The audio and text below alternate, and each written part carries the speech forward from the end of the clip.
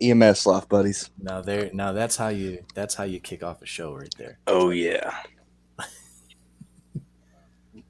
Of course, I wouldn't know. I've never had alcohol, so I don't even know.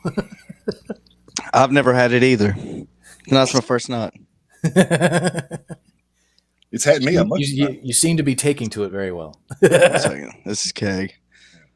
It's had me a bunch of times though. So. Oh, see, there you go. It's a symbiotic relationship, really. That's right. It's a relationship I try to stay away from. Honestly. That's right.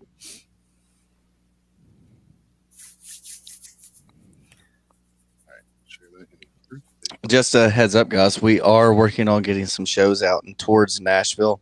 Hell yeah, dude. I'm looking. I want to do the Cobra again because I really like that venue. That was a cool place. Yeah, it was. It was really cool. That was the first time I'd been there, but it's a hell of a joint. I mean, of course, it's not the biggest, but it was still nice. Oh yeah, it was cool, and the staff was like awesome. The sound guy, super cool. Yeah. So. Yeah, I mean, the couple people I talked to were really nice. Yeah, I liked it, and I'm going to be getting with Dave Hell to get some other shows situated up there. Nice. And real quick, are you all like currently live? Yeah. Yes. Like with me on there? Yes. Yeah. Fuck. Okay, I can't tell you what I was going to tell you. Anyways. Well, damn. All right. End of the stream. We'll be back in 5. No, I'm just kidding. Hold on. I want to send you a message, Jason. Hold on. I'll put you and Chris both in it. Just all right. Yeah. Hopefully it's confirmation on a rumor we heard. So yeah. So that would be awesome.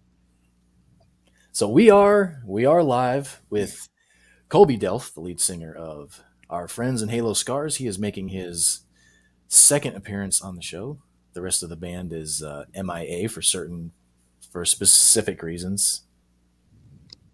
So it happens. You know, life gets in the way sometimes. Hell, you said Daniel's got kids. That happens. Yeah, the babies are sick and teething. Oh yeah. Remember, he got twins too. So. He did. Yeah. Bless his heart. Yeah. His first kid came in a pair. There you go. I'd have been like, tie them twos while you're in there, Doc. Right. Yeah. I'm done. Two's enough. No, you know how the women are though. They'll get 2 or 3 years down the line on another one. So. Yep. He's got and that's when he had to set his foot down and say, "Look, I'm the bass player. I'm the less paid guy in the band." It's like can't even afford these first two. Cake said, "Give him just a minute. He'll be on here." Oh yeah, that's fine. No problem. Yeah.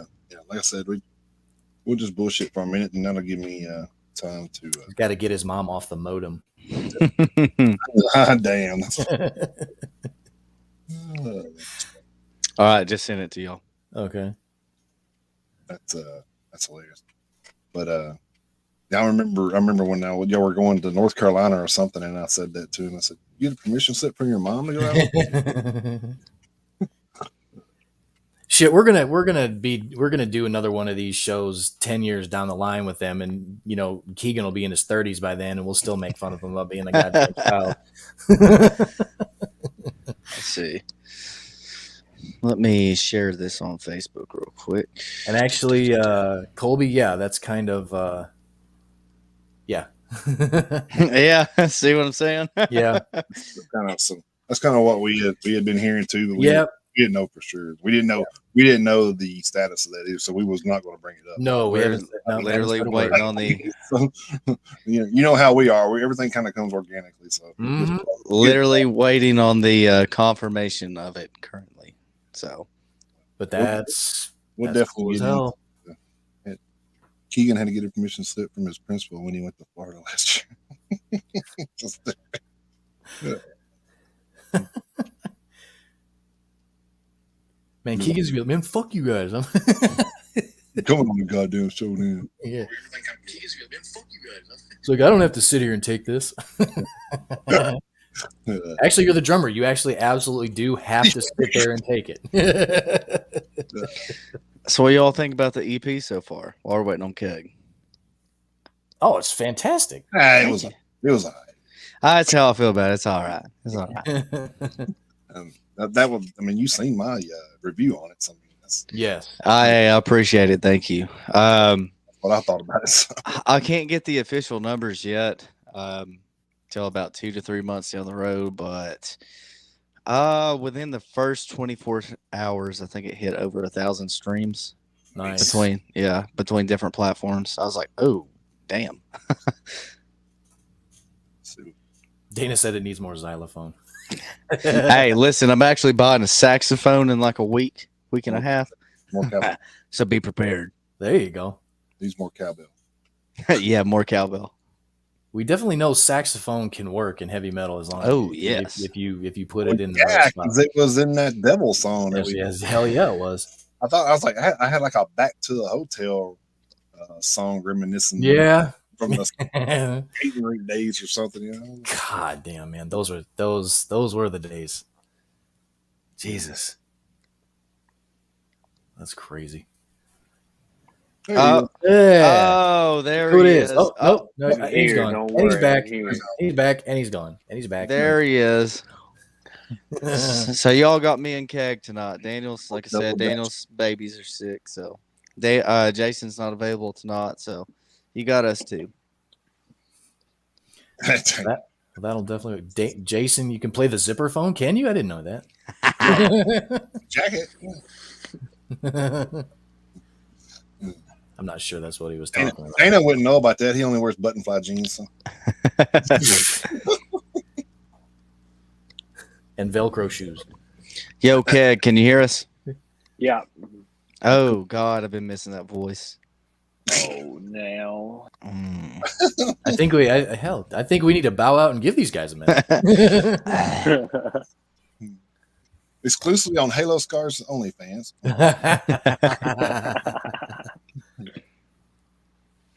Oh no, Keegan may not be old enough to get on OnlyFans yet. So. No, I'm getting old now, man. I'm getting up there. You 21 yet? Oh Lord, I'm about to turn 26. Oh wow! Oh, okay. Yeah. We give him a shit. And he's older than we thought we were. He can rent. Well, he can rent his own car, so that's good. His car insurance went down. So. Yeah. Just Actually, probably not. Actually, after I hit that deer, they were like, "Oh well, shit." Go back up. Yeah, your deer accident is jacking up the premiums on all of us. Thanks, appreciate it. All right, I'll get into this thing, man. I appreciate you guys, lining this up on short notice. That's pretty cool of you. But no, thanks for having us. We appreciate it. Yeah, Thank you. you. It's been about a year and a half, I think, since you guys were on. So I think it was December of 22. Yeah, it's right after the around there, somewhere around there. Yeah, yeah, they were the last band we interviewed that year, actually. So that was pretty cool. So I know a lot's went on in that length of time since now and then. Of course, with the new EP just came out, and the thing I wanted to bring up, kind of get everybody catch up to that was you guys obviously opened up for some huge names over that length of period too. I don't know, you was really stoked about opening up for Cold, and then I know you guys opened up for a couple of other big bands. Fear Factory, Fear Factory. Was that Orbit Culture? Was that right? Yeah. Now listen, the dudes in Orbit Culture, super awesome dudes. Richard and Frederick are, shout out to those dudes. They're awesome. They actually hung out with us at our merch table for a majority of the night, and we just sat there and was shooting the shit. Awesome dudes, great band. They performed phenomenally.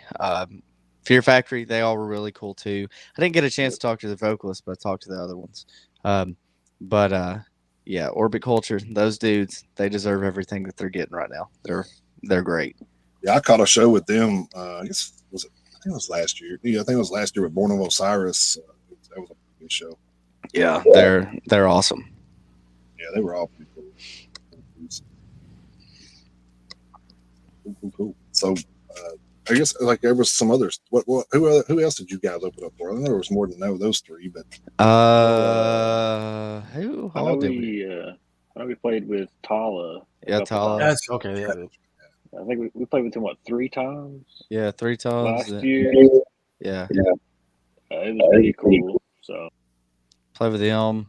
Uncured. Uncured played one show with us when we were opening up for Tala. Trying to think who all we played with last year. It's quite a few. Oh, we played with that country band Lakeview. Now those Oh dudes are no, pretty cool. They were that really was a cool. fun Yeah, one. yeah, that was a fun one. Yeah, those guys are cool. Shout out to Lakeview. Yeah, Now, where was that? That was in Knoxville. Oh, was it okay? I mean, Yeah, oh, that makes sense. yeah, they're cool. And you guys have, I mean, you guys are slowly starting to, like branch out a little bit too. I guess you guys are moving further and further out. So, I mean, the bills are getting a little bigger, and the touring radius is getting a little bit wider. So, Hmm. Taking it all one step at a time. Whatever is thrown our way, as long as we can do it, we try to do it. So, luckily, it seems like each show that gets offered to us is bigger and bigger, and it's a little wild, but it's pretty cool. Well, I said, well deserved. I mean, I think so too. Yeah. Thank you. no Yeah. doubt about appreciate that. it. We've actually caught you guys at a couple of shows in between that time too. So, Yeah. yeah, like the first time we went and seen you guys, I'm just like, damn, I didn't even know that song. And then Jason was telling us, oh yeah, I mean, we play like 13 songs we ain't even recorded. I'm like, what the fuck? Oh, we have a lot of songs that Yeah. haven't been recorded yet. A lot. I was like, wow.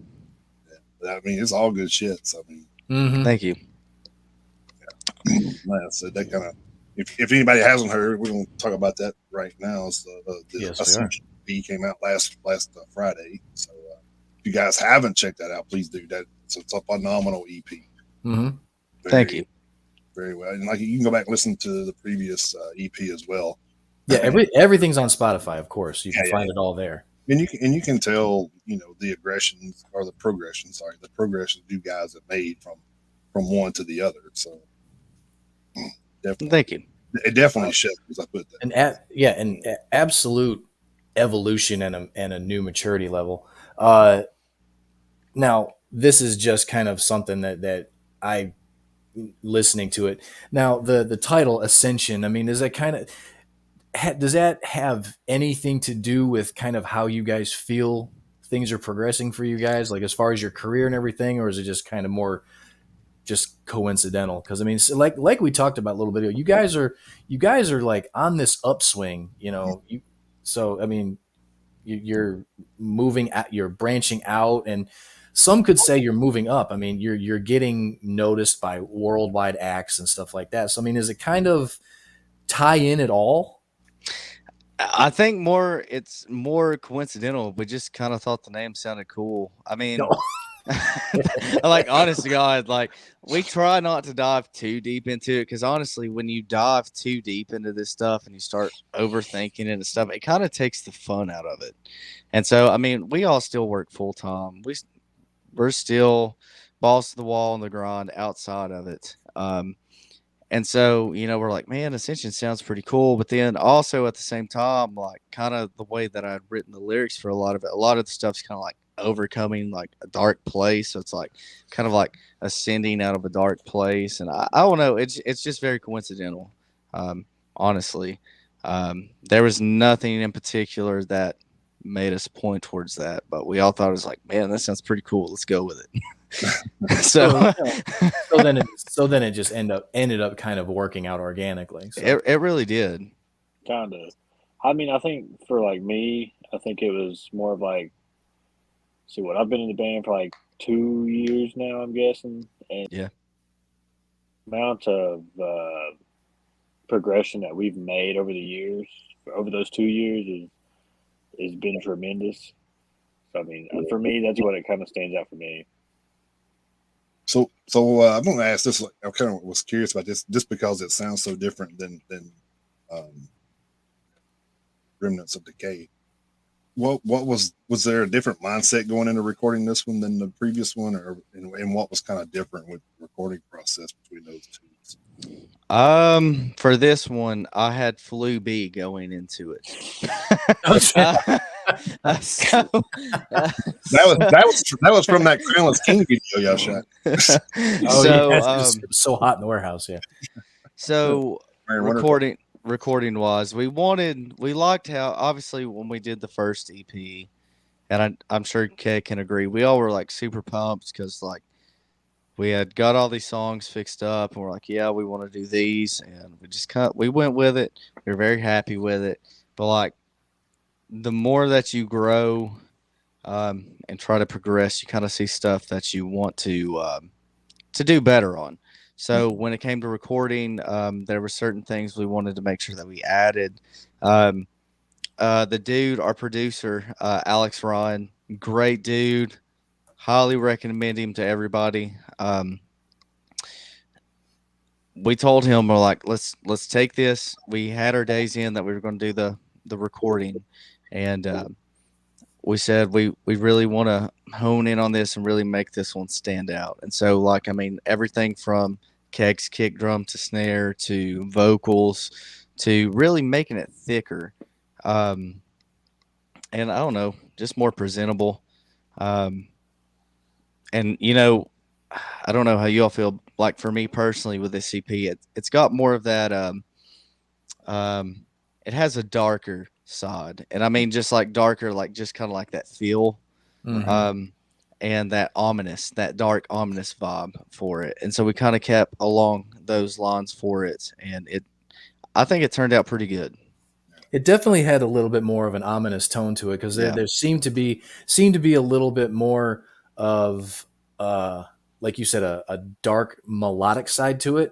Because even though it had a lot of intensity, when you guys pulled it back into the melodic aspect of it, that's when to me a little bit more of that darkness was conveyed.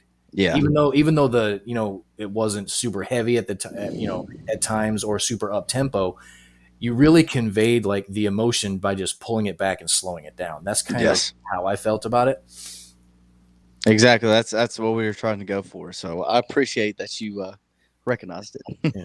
So And then a lot of things like that, like I pointed out, I think like each track kind of gave each of you guys a chance to showcase, Yeah. the musical instruments or vocally or whatever. And I do like the fact that y'all added a lot more backing vocals in this one. right, yeah. I think that Yeah. kind of enhanced a lot of already great tracks. Just having that little extra in there. Was there anything like Colby? I think you specifically could probably answer this, but was there? And this would be a question for all four of you guys if you were here. But anyway, with the two of you, was there anything like new technique wise that you guys brought to this album that maybe you hadn't done before in any of the recordings? I'll let Keg answer this one first, and then I'll go. Um, from the drummer standpoint, I mean, it was more of like I wanted to kind of articulate some like accents, some things that I've never really thought about in music as far as like putting that. So like especially like in the kicks, I tried to do a couple like patterns and rhythms that I've thought of over the years and just try to incorporate those in these songs. So, as far as that, it's like incorporating my style into it and making it a piece of me to just display out the world was my main goal for this whole thing. Yeah, All right. it did sound to me, Keegan, like you actually. It's kind of. I'm glad you said that because that was one of the things that I seemed to notice that like the higher intensity and frequency of the drum kicks, it kind of stood out to me. So that. Yeah. Did we lose Jason? All right, well, maybe he had to sneeze or something. Jason, you there, man? Yeah. Oh, lost the video feed. No, I didn't lose them. Oh, did you turn your camera off? Doing stuff you don't need to see. Oh. Okay. I was just Actually, my light fell over and I was like, oh shit. Oh, okay. All right. I was just making sure. I didn't know if I we. didn't want people to see my crotch when I picked, Yeah. Well, that was a good call. good old David Lee Roth right on your fucking face. And there it went again. So I guess I'm just going to lose my light. So. Damn it. Oh, it went way back there this time. So I'm not going that far. I was like, of all the times it had to act crazy, it's going to do it during a live show. Well, of course. I mean, I use it every night. Every time I'm on this laptop, I have to use it because the keys over here, the light in here is not bright. I actually got a new light I got to put in here, so it's not bright enough by itself. So I use that light to kind of see my keys when I'm downloading stuff to the radio station and everything like that. So it's always there, and for some reason it just wants to keep falling over tonight. So maybe it got a hold of Colby's Captain Morgan. it had a long week too. He's like, I gotta give up. It's a Friday. Everybody's giving up. So the hell with it. So Yep.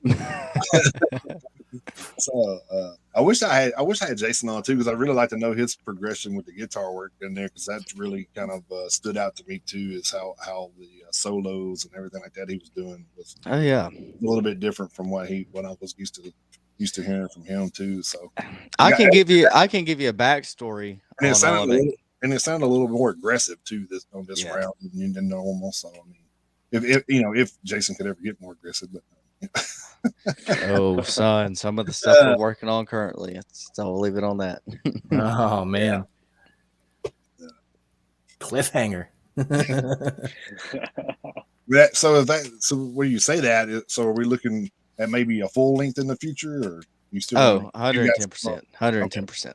I didn't know. So a lot of guys just stick with EPs, which we talked to a band called Contortion, and he's just like, why I want to put out 12 songs when you're only going to listen to 6 anyway? I just put out the 6 songs you listen to and be done with it. So I said, well, I guess we actually have a lot of music that has not been recorded yet. Now, like locally, so like right, our hometown show, June 22nd, we'll probably play some of it. But I mean, like we got quite a bit. Yeah. Well, that's definitely a good thing. Oh yeah. I think most bands kind of do that. They always, they're all, most bands are always writing, whether you're a small band or a big band. I mean, you're like writing stuff. So we're already working on some stuff as it is. Just whether if it ever makes it to an album or not, that's the big story. Then of course, down the road you can make a B-sides where stuff never made it or whatever. Oh yeah. Yeah, definitely all sorts of stuff you can do, and especially, I'm sure it probably would or will be quicker to record it since you've already basically been playing the stuff. It's not like you really have to finish writing the songs. You're already playing them. You just got to put them on. You just got to. Well, I'd say put them on tape, but I don't think anyone's even doing that anymore. But just polishing them up and getting them all put together. So yeah, and that's one thing about us is we're always like trying to. We'll kind of have like a base layer of it, like the basis, and then we'll start kind of building from there with all the songs. So like on this EP in general, 2 songs are technically old songs, but have been reconstructed completely. And then Secrets, let's see, SCPs, Secrets, Severing Human Ties, Pain Relic, and Trust are the 4 that was brand spanking new. Crownless King was also brand spanking new. But I was going to ask about that too. Is why you decided to leave that as a standalone? So which one? The Crownless King. Oh well, when we came up with it, was like, man, this might be a standout song. So we went and recorded it because we wanted to do a single before we did like another EP album. Unfortunately, everything is very expensive, so we're not trying to throw ourselves in like a massive amount of debt and like just go ahead and pay everything up front. So we did Crownless King, and then from there we started working on the EP. Yeah, then also did the video for right. Yep, that costs money too. So yeah, sure did. Probably more money than the recording of the single. Yeah, I wouldn't doubt it. I mean, if that you are right on that. Yeah, I wouldn't doubt it.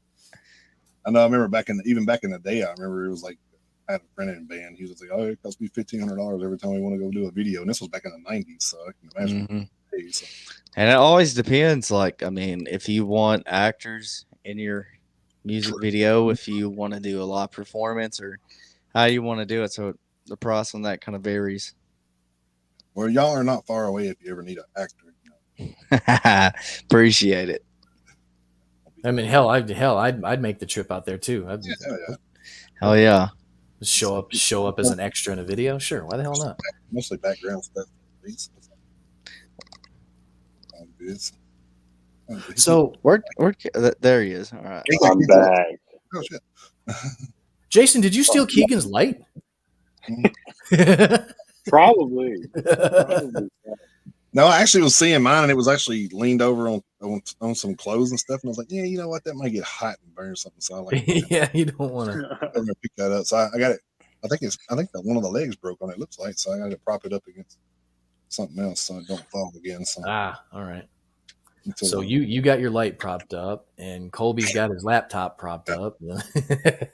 I'll flex tape it after the show. So. Oh, see, that's a lot of damage. So there you go. So Colby, on this, back to my question a little bit ago, like your vocals on this EP. Did we hear like a new top end to your vocal range on this one? Yeah. Yeah. So through this journey, so for one, let me make this very clear. I am not a vocalist. I am a guitarist by nature.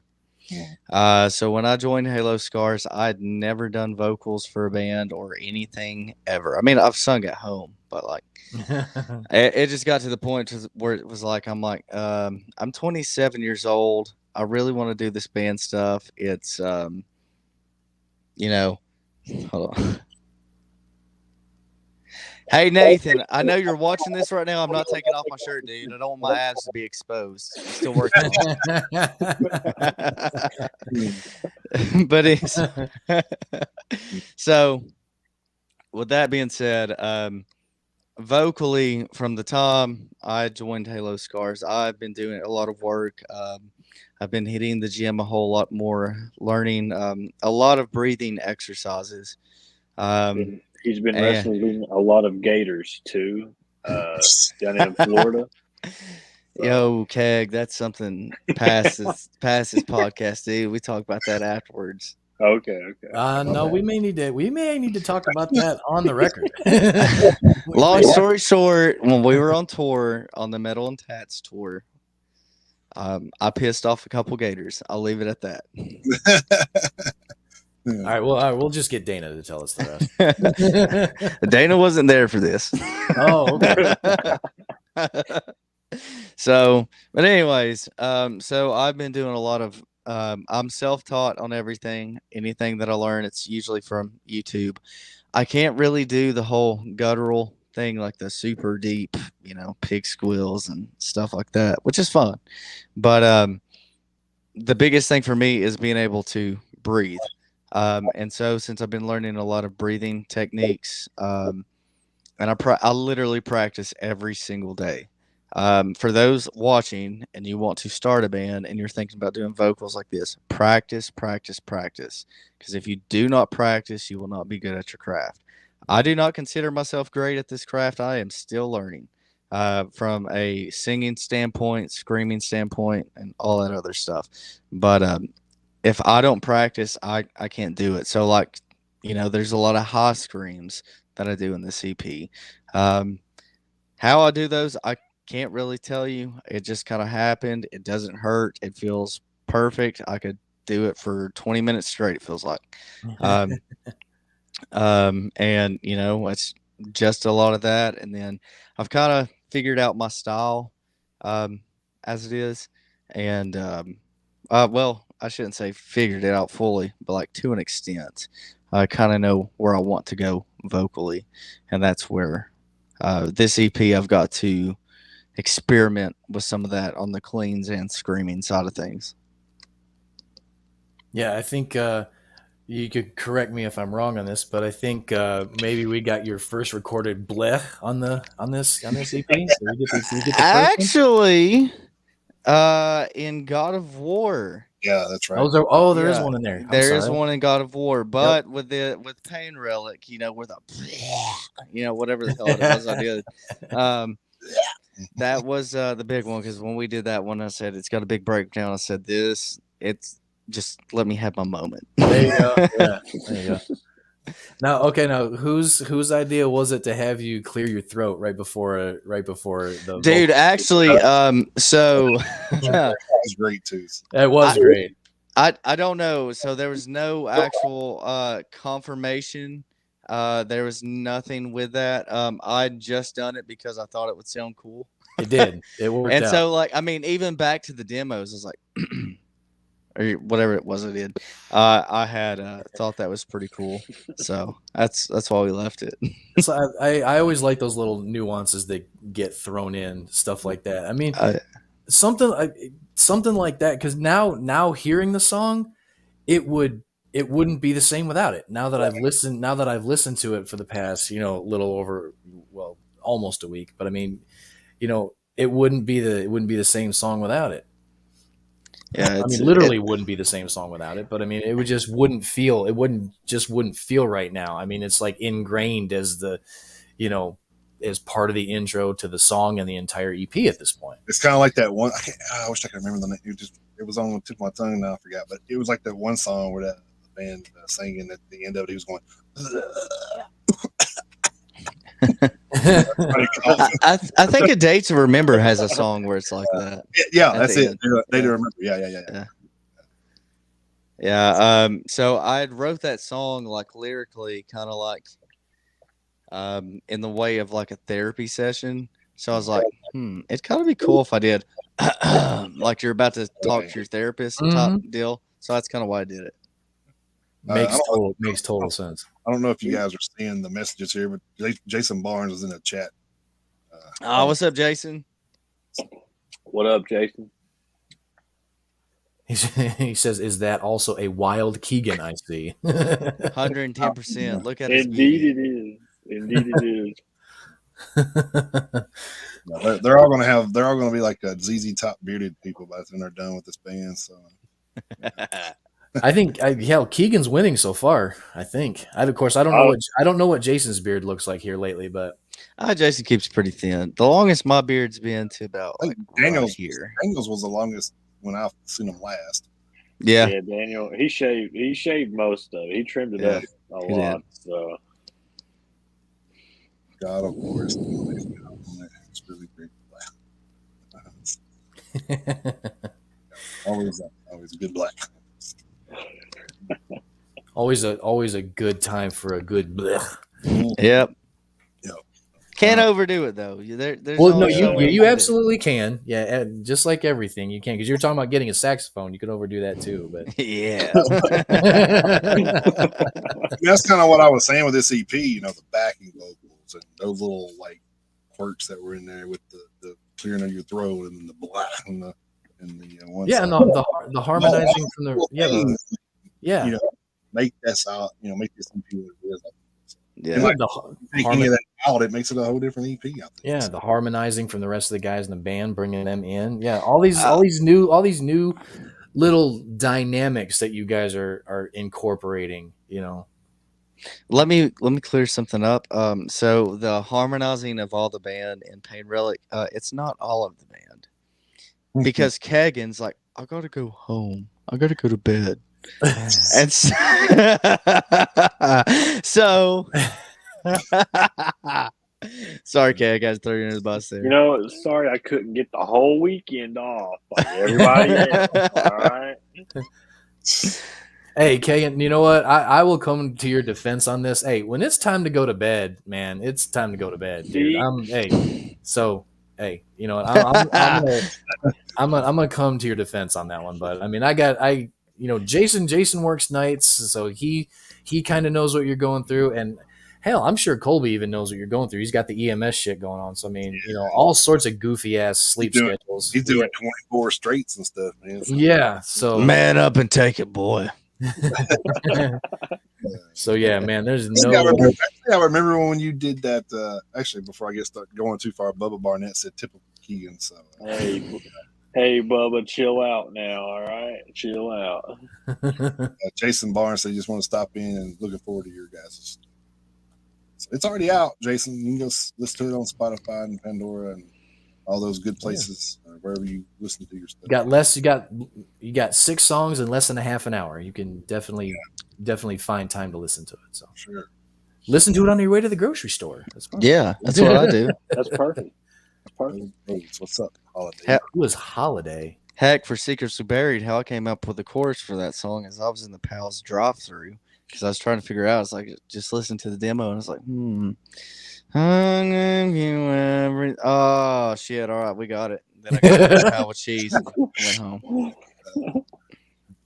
And we done not the jam, just a misery index. Oh yeah, some good stuff there. So. Shout out to Holiday watching on YouTube right now. Bubba says worth the listen, and then when you're done, listen to it again. That's incredible. You can listen That's again. good advice. That's good advice. I listened to it twice just today. I want to throw this out over here. Hey, Bubba, I remember you said something about kissing Kegan on the lips at a show, and you never did. Golly, man, there is some dirty laundry being aired tonight.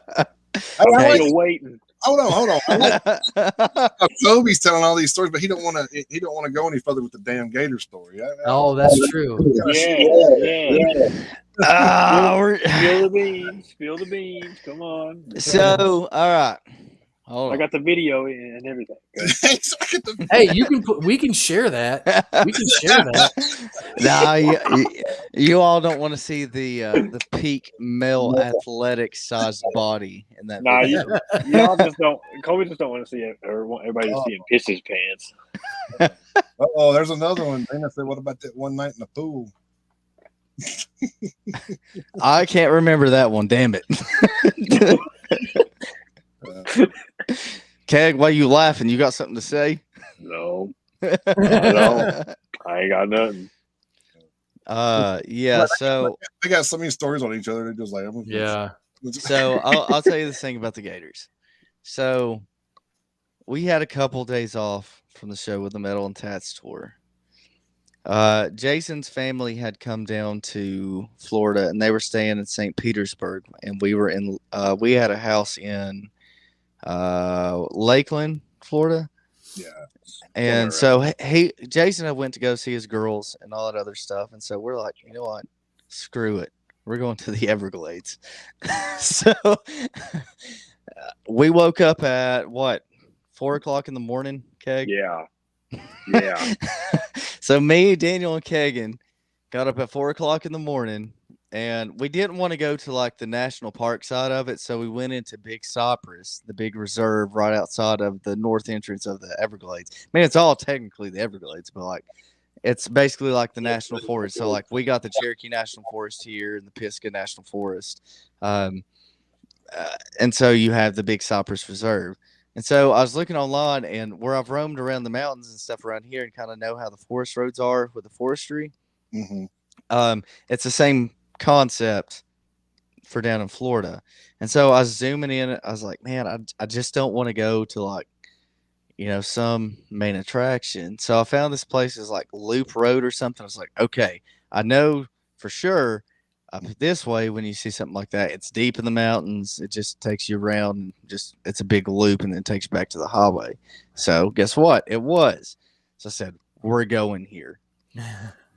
Little did I know it was like one of the main spots to where they do all the python hunting that they have in Florida. So it started out, we pulled in on the road, and so the trail to where they do most of the hunting, we went and checked it out, but I was like, man, I really have to pee. So I stepped out and stepped on a black racer. Damn. Yeah, freaked me out for a minute. I was like, all right, cool. So we were in my Volkswagen Jetta. All right.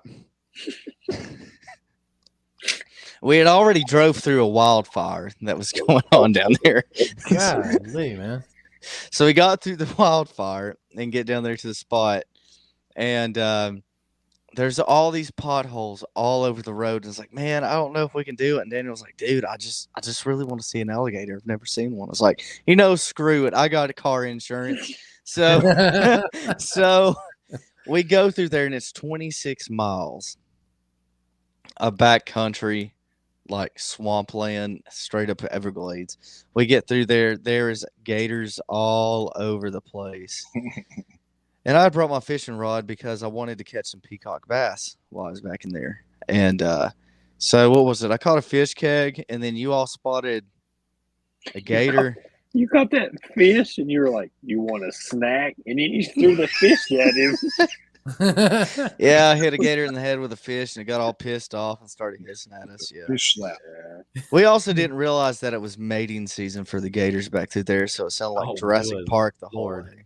Yeah. Yeah, it was wild. It was a time. Yeah. It's It's a funny. good time. It's funny you brought up that area because that's kind of where all of my family on my dad's side live, right in that area in Lakeland and Auburndale. So it's kind of funny you brought that area up. But Yeah, about is hit. like, so We were going towards Lakeland, and I about hit a gator. Keg wasn't in the car. I think Daniel was.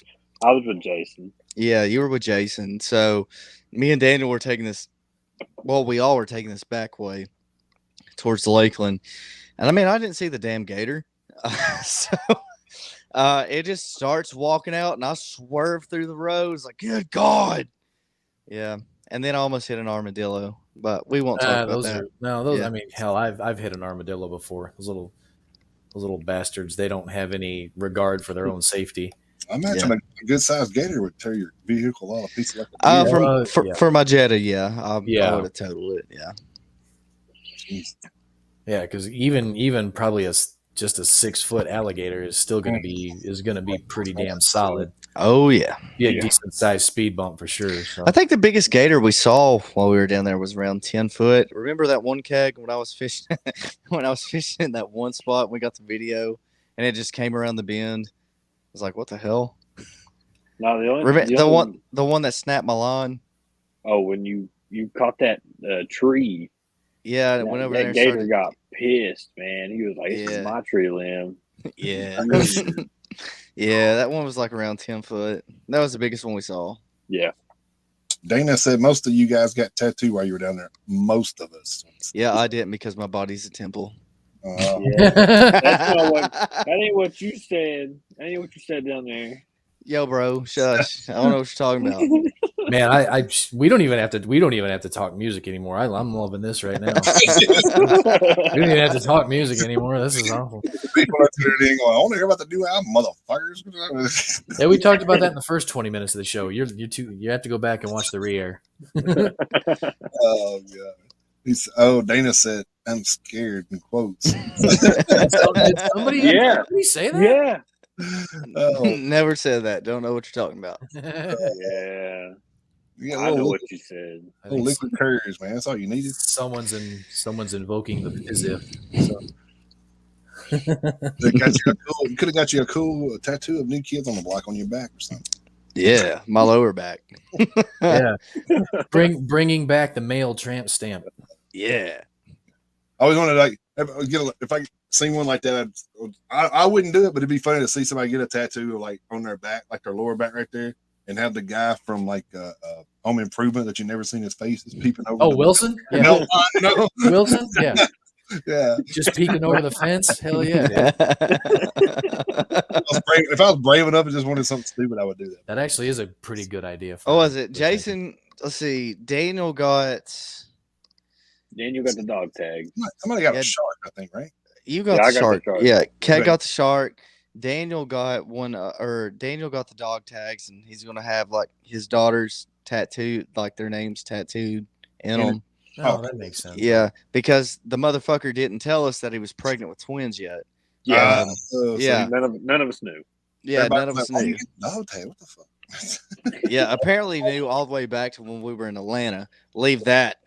That's a story for another day. That's a whole nother story. That's a story that's not for camera. But anyways, that was a good time. Anyways, so he had got that because he had found out he was having girls or the babies, and he was gonna get the dog tags and then have his because Daniel's ex-military, and then he was gonna get his daughter's names tattooed on there. Keg got the shark, and then Jason got the Halo Scars logo or style tattoo for that one shirt we got. Yeah, that compass thing. Yeah, on his bicep, I think is what it was. Yeah. Neon slut. Then Dana said he had some twisted skulls. Yeah. Yeah. I'm way overdue for some more ink. I only got the one, so I I'm don't way overdue. I'm The zero. only reason why I don't have the only reason why I don't have more is because of money. That's the only reason why I don't have. That's me. That's me. I feel that. That's the Yeah. only reason why I don't have more is because of money. That's Eventually this whole arm is going to be this right here. It's going to be the whole arm eventually. So my wife freehanded the design, and then my tattoo guy just did the fill in. So, but eventually, well, that's the idea anyway. I can't even guarantee that finances are going to allow, but that's the idea. So, but yeah, I'm way overdue for that. So definitely want to be getting that done. So so that's the only one I have too. So like, the skull with the travel like hood on. So eventually, it's supposed to go all the way down to at some point. It was Dana says he has 23. Yeah, but 23. Shut up. yeah, You're supposed to have a bunch. You run a tats page. yeah, Man. you can. Yes, it would be weird if you didn't have Kind 23. of obligated. Kind of obligated. You kind of can't really. I'm gonna run this metal and tats page, but I don't have any tattoos. Yeah, I want to see everybody. I want to see everybody else's. So, So what are the prospects moving forward of having a music video made from any of the songs on the EP? I know you talked about the video you did make and having time and the money to do that. So We actually are going to do a music video. I do not know which song yet we're going to do it for, but we're already in the pre-production phases of that. oh, that'll be cool. Live performance like last time, or any There idea? will be another live performance video. We got to update the one that we had before. So there will be another of that, hopefully in a couple of weeks for that one in particular, and then we'll figure out what we're going to do from the music for the music video from there. Nice. So you mentioned I think we were technically on the air at the time, but I mean we were talking before the show whether it was on the air or not. But you're talking about getting some more shows lined up. I mean, are we talking? I mean, short tour, just spot dates. I mean, what are we talking? We'll probably get a small tour at some point. Right now, since we got the CP release, we're going to be pushing a lot of it. So, like, we're going to do some shows out towards Nashville, waiting on a couple of confirmations for some other shows, which you all got the message on what I was talking about. Yep. We have several things that's in store. Right now, it's just confirmations, just waiting for the approval. Nice. You guys gonna do a release party out your way? A formal like a formal one, or November 9th? Like for the EP, Yeah. I hadn't really thought about it, honestly. I haven't either. It's like it's out. I mean, we played these songs so much, like it's like. I mean, for us, it's like, yeah, we've already heard it. So, yeah, like I mean, honestly, I'm very proud of this new EP. But I'm ready for the next step. Let's go. No, that's that's totally understandable. I That's just want to let Bubba know we kind of brought that up earlier, and they said they are trying to make their way back into the Nashville area. Bubba, so yes. Stay tuned and keep up to date with Yep. the posts and stuff. So I'm sure we'll, Yep. and if we hear anything, of course, we'll pass on. Oh God, yeah, absolutely. Any do a tour segment on our regular show, so we'll do any dates that get announced will be passed along by them first, of course, and then we will relay them to all of you guys as well. So yeah. And speaking of which, I want to give a shout out real quick before we go any further to Eyes of the Living, another friend of the show. They actually was out at performing at Milwaukee Fest today. So, yes. Congrats to those guys. Yep, they played Milwaukee Metal Fest, and our friends in Demos's Dawn, they had a new single come out today. So, all of our people that we've talked to are just keep piling up with the work and accolades, man. It's awesome to see. So just keep cranking it out. We're happy for all of you guys and everybody else out there, who's taken time to come on the show for, in some cases, more than once. So Right. we definitely appreciate that. I mean, luckily you get, well, let's see, you guys are in the Eastern time zone as far east as you Yes. guys are. So yeah, so They're it's hour almost, yeah. So you guys are at almost midnight. So yeah. Yep. So So is that so? Are you guys going to have hard copies of Ascension or Yeah. Yeah, we'll have hard copies. at the show? Yeah, we're going to be getting all that stuff situated shortly. Yeah, so same new designer for the album art, same designer for the album art. This is a different one. I cannot remember what his name is. Do you remember, Keg? Noah something. It starts with a Z. His last name starts with a Z. But Yeah. he does a lot. I don't know if he's just around the Tri Cities or if he's around kind of nationally or internationally. I don't really know. Jason found him not long before we went into the studio and found some artwork and really liked it. And he messaged him, and the dude was like, it's $40 for the artwork, Wow. and then Yeah. it's really affordable for bands. So I mean, if you're a band out there and you're looking for some artwork, I think it's Noah Zark. I think that's his Oh, name. see, I like that. Hang on a second, I'm gonna look that up. Yeah, Because that's clever as shit, actually. yeah, and Oh, Noah's. Oh, yeah, I got that. That's pretty cool. Yeah, because he also did the artwork for it was the artwork that we had with Secret. when we for Secrets too, Secrets like when we Buried, yeah. released that as the single. Yeah, Okay, all right. Yeah. Let's see. I know I'll follow him.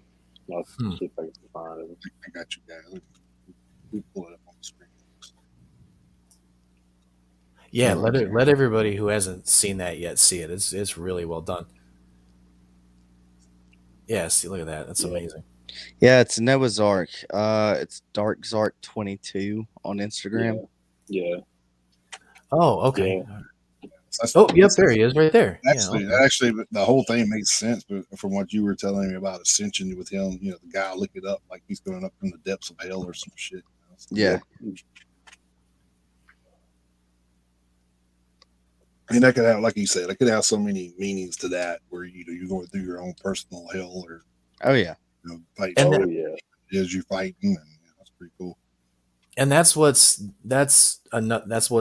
so cool about album art in your guys' case specifically, but in the general sense. I mean, sometimes the message is boom, it's like right here, but Mhm. a lot of times, I mean, you can take album art in a few different directions, which is always good. But man, I'm looking at that dude's Instagram page, and he definitely stayed on brand.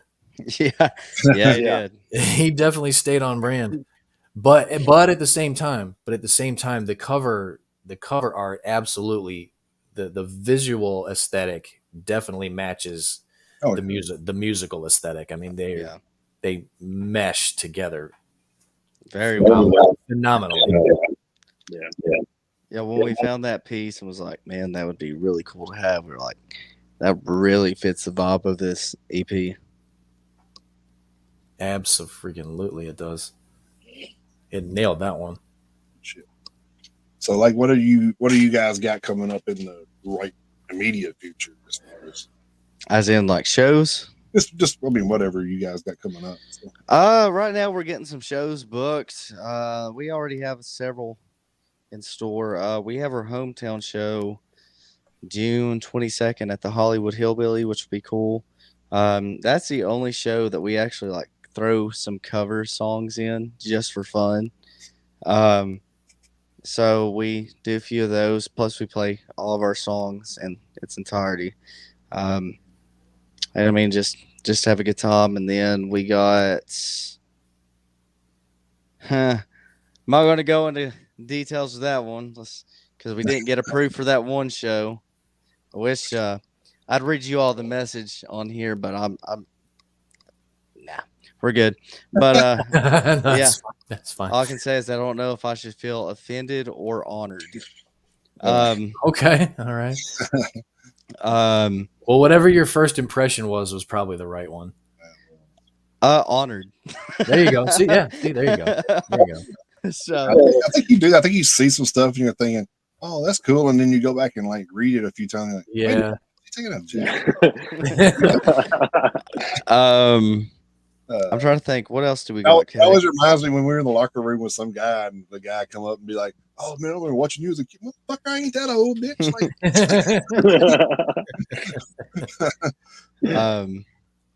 We got. Let me look here. We got a Heart Sick. We're playing with Heart Sick. Yeah, because we just announced that we're playing with Heart Sick July 5th. Yeah, July 5th. Sure. It's Heart Sick, Broken Sod, Poet the Band. Once more again. I think that's what they're called. I think that's what they're called. Yeah, we're playing with them in Knoxville.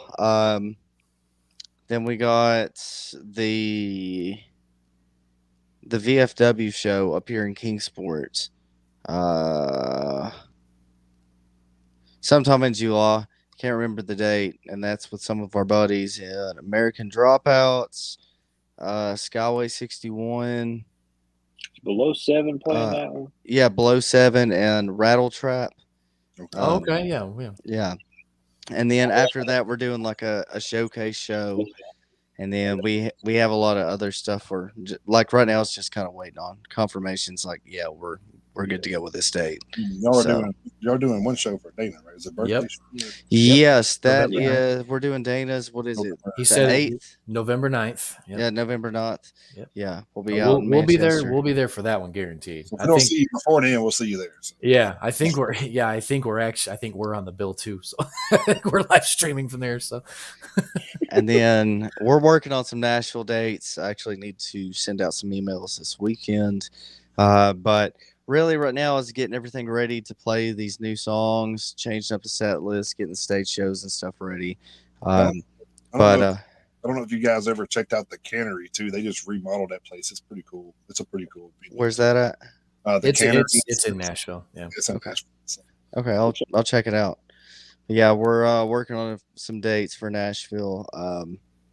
I'm sure we'll be back in Chattanooga at some point. And then the rest I kind of got to be quiet about until confirmation. Oh yeah, that's fine. That's fine. Yeah, that's totally fine. I mean, just let us know what comes across. Anything that you can give us the green light on, and we will. But yeah, I mean, it's nothing that needs to be divulged now. Shall be. So we promise. So Dana said, let's go back to Tampa. Hey, I'm down to go back to Tampa. I'm down. Just I was at a show I guess about 2 weeks ago now. I went to Up on a Burning Body. They had Hollow Front and the Browning victims. And it was I got to talk to a lot of those guys. The Browning actually just moved to Nashville, and that's what. Oh, really? Yeah. So they were like, "Oh, is there any other venues around here?" So I was like hitting them up with venues and stuff. So it's. I've heard of them, but I'm not very familiar now. Upon a Burning Body, yeah, I've listened to them for years. It'd be kind of cool if you guys get hooked up with like some guys like that. It's a little bit of a name, but not really huge either. Yeah. It's actually that's absolutely a great idea. To be honest with you, yeah, it's a hell of an idea. Especially it's a couple of course you guys are like you say you're having your hometown show, so they're kind of new to the area. But hell, a couple of Tennessee bands getting together, that's right. We know that's definitely right up Dana's alley. Oh yeah. Yeah. The cool thing is with your guys' location, you're kind of like Virginia, North Carolina, South Carolina. I mean, it's not like out of the question from being right there on the corner. That's true.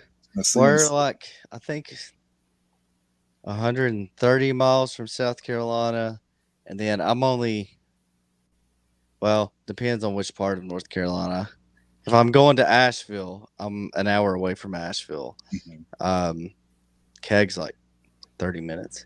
Because you guys the hometown show is in Rogersville? Yes. Rogersville, that's right. Yes. Yeah, so. And then Virginia, I mean, I live like 5-10 minutes away from the Virginia line.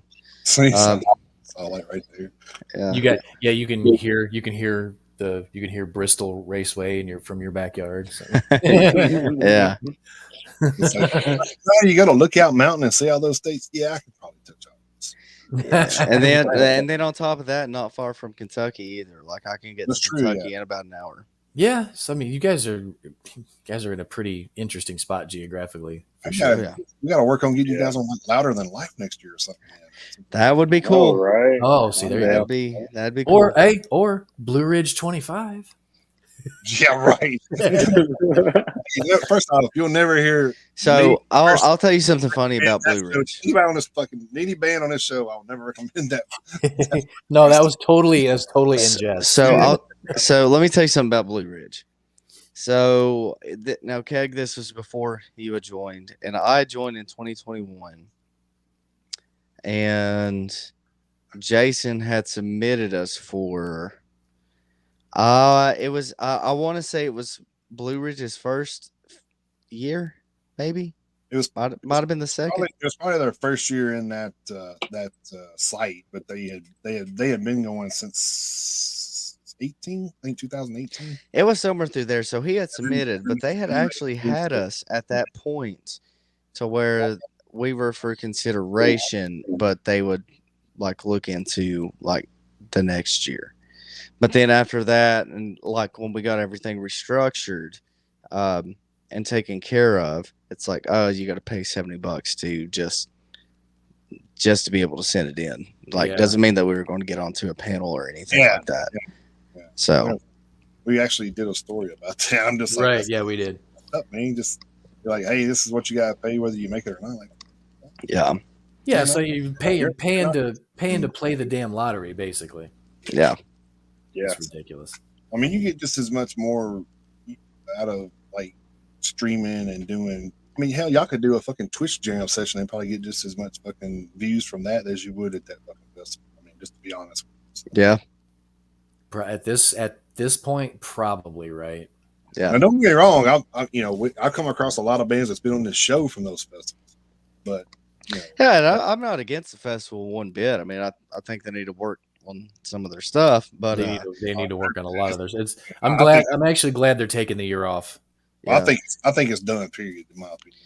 I wish that there was a festival, and I'm not just talking about like Louder Than Life. Like you got Blue Ridge, like that's something you see out in like Europe, right? And stuff like that. And there's not a lot of that's in the United States, and so it's cool that someone came up with that concept, but it just needs to be reworked. It's never I don't think anything here will ever be to the extreme of whacking. I mean, you're never going to get to that point. I don't care what festival it is. Yeah. So we had played with Barry tomorrow. When was it? Was it August or September? Keg? September. Yeah, it was September. Yeah, it was. Yeah, I went and watched Chelsea Grin 3 days earlier at the same place. Yeah. Huh. But we had played with them, and they were supposed to play at Blue Ridge. What was it? A day or two before we did the show? It was 3 days earlier.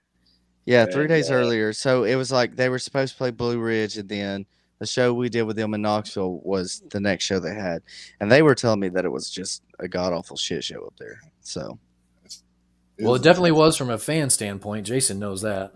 Yeah, I got suckered into it in 21 and 22, and I said, after that, I was like, fuck this. I'll never come back. Did you take your shirt off? Who, me? Yeah. No. Whatever. So I learned a long time ago, being in a bouncing profession, you wear as loose of clothes as possible, especially when you're a bigger to try you. So it's just like I don't have time for this shit. Back in my 20s, Colby. I mean, you know what it's like, Colby. You know what it's like. Back in my 20s, I would do that shit just to fucking ag a motherfucker on. I mean, Allison's in the chat talking about them biceps on this. Yo, girl, hit me up. Thirst trapping. Thirst trapping. Yeah. All right, I was already taking got. a guess at I was taking a guess at who that was, but I wasn't for sure because I only met all of your women once, and that was at that 404 bar. So, and I couldn't remember their names if you told me so. So, Did we have any of our ladies at that show? I think you're 404? talking about the Cobra show. Was it the Cobra? No, it was at that 404. No, it's Cobra because Yeah, because it I was was at like the half No, because yeah, you're I right. was You're right. because I was half You're right. dead. I'd Yeah, worked a you were 24 half hour. dead. Yeah. I had worked a 24-hour shift and came. 404 is where you can. Yeah, Yeah. I was giving you shit because you walked by me like 5 times, didn't say shit. This motherfucking diva, motherfucker. You know, Jason's over here laughing his ass off at me. I said, "Fucking diva ass, fucking vocals, man. What the fuck?" I'm just fucking laughing his ass. And Kobe's like, "I'm sorry, dude. I'm only on like an hour or fucking." Yeah, because I'd literally drive here. I'm just like, oh shit. I'd literally got off from a 24-hour shift. Yeah, I'd got off the ambulance, took a shower at the station, and I left from the station and went straight to Nashville. yeah, you red-eyed it over I-40. Jesus. Yep. And so I was dead. And then we didn't play till they were headlining. So, yeah, and I was like, God, because we didn't play till like what 1 o'clock in the morning. Yeah, that was yeah, that was something. Yeah, that crazy. night was wild. that was Yeah. that right there was actually the reason why I didn't come to that show, is because I had to work and I wouldn't have been able to. Hell, I didn't even know we were supposed to play that late. Yes, But I didn't either. because We I was got like, there and they were man, like, because "Here we we had go." so our go-to, like if we haven't got a house like an Airbnb or something, we do the KOA campgrounds because they got those villas and stuff. Oh, they're Yeah, super nice. yeah. Listen, for bands out there, if you're gonna plan on traveling around, get you a membership to those. Trust me. We used to have that when, you know, living back up in Michigan when I was a kid. I mean, their KOA campgrounds are everywhere. Yeah. Oh, yeah. Oh God, I stayed at so many of those over the But years. it gives us a spot to put all of our equipment like inside so it doesn't get too hot or anything in the vehicles, trailer, whatever. And then I mean just get to sleep and it's clean. Doesn't have bed bugs. That's like my big Plus- thing. Like nope. Yeah. So you know, we had that and we had got up there to our room or to our little villa and I laid there and I was like, okay, cool. Just gonna rest for a little bit, and then we went over there, and then I said, "All right, we're gonna do this." And then everything kept going. I was like, "When are we supposed to play?" And then found out it was last. I was like, "Fuck." so you were yeah. like you were like I could have slept a couple more hours. Dana, I don't want to talk about the motel in Lakeland. I don't either. I don't Oh either. Jesus! Neither one of them want to talk about it. It's pretty bad. So. I was like, we actually were on a away team with work. We had to go out to Texas and train some people out of USC out there, and we went the hotel they booked us in. That's the first thing we always do is go in and check for shit like that, bed bugs and stuff. It's like, because we'll rip everything apart, look at mattresses and shit, and yeah. Get We the black found- get we the black found light, some, get so the we- black light out. we found some, so we went down and tried to get them to move us, and they were like giving us shit at first. So I called up the people that handle our stuff at Amazon. I said, "Hey, look, they're giving me shit, dude. I got pictures. They said, well, send them to me." So I sent them all the pictures and shit. 5 minutes later, they were calling me, "Oh, we can get you another room. I don't know why you're making a big motherfucker. You just down there trying to argue with me for like 30 minutes. How much you gonna give me another room?" Like, fuck. Listen. You found out Amazon wasn't gonna pay your goddamn ass. It always pays to check for bed bugs. Yeah, So me and Allison had went. This was back in 2018. We did a trip from Rogersville all the way to Key West. So like it was like a 10-day trip, and the first two, it was like the first 2 days we went down towards like the Destin, Navarre, Fort Walton Beach area to go see her cousin, and so obviously I'm very paranoid. We had got this hotel that was down there, and so I'm checking, the beds for bed bugs. I found $20. So guess what paid for dinner that night? $20 for making sure there's no bed bugs. That's right. Sometimes there's a little prize in the Yeah. Yeah. searching So- for stuff. Like So that. always check. on our first vacation. Yeah, our first vacay. Aw. Yeah, It was. Scoring those brownie points. That's right. Those memories. Hell yeah, dude. So, and talking about gear a little bit ago, anybody got any new gear that they've been playing now you guys got new music? Keegan, any new drum stuff? I got a whole new cymbal set for the EP. Got a whole new that includes a China cymbal. I play pasty 2002s, but my China is a Zildjian Oriental.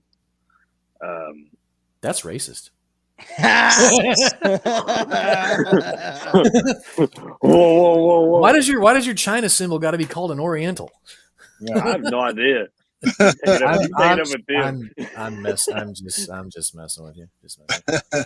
Um, But you did get the Lars Ulrich special though, probably, you know. oh yeah.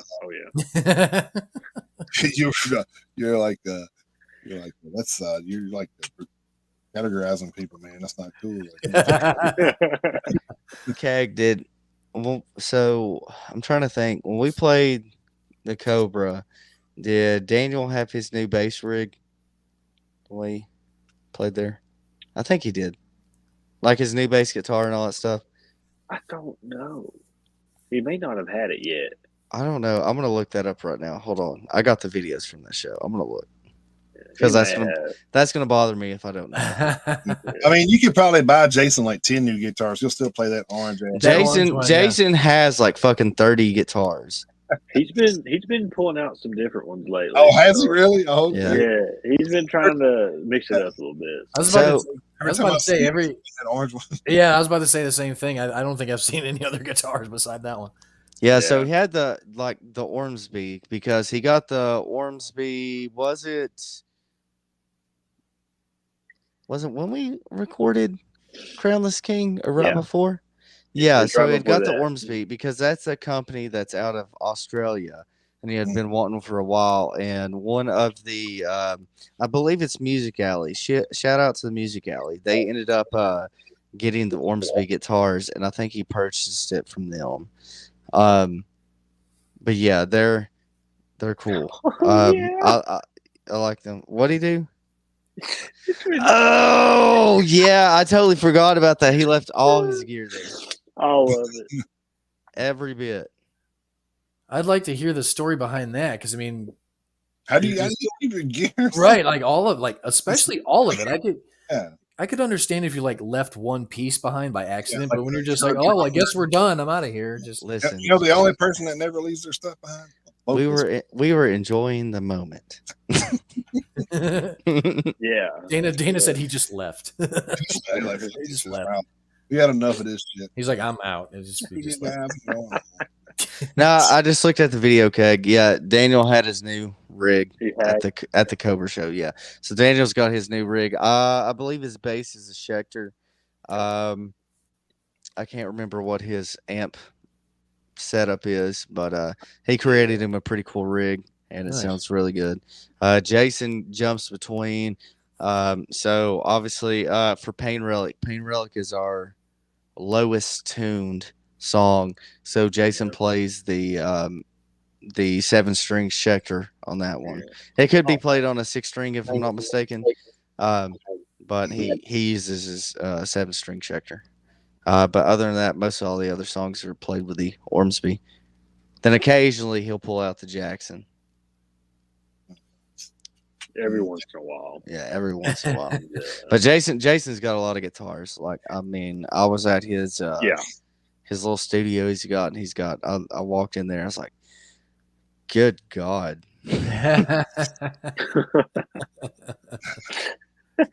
mean, having extra strings on stuff's probably pretty cool unless you're talking about a tampon. Oh, good Lord. Well, with that extra, so like me as a guitarist with the 7-string's cool to an extent. Like if you're wanting like that genty style, but like when I try to play them, it's like I'm used to that feel of the 6-string.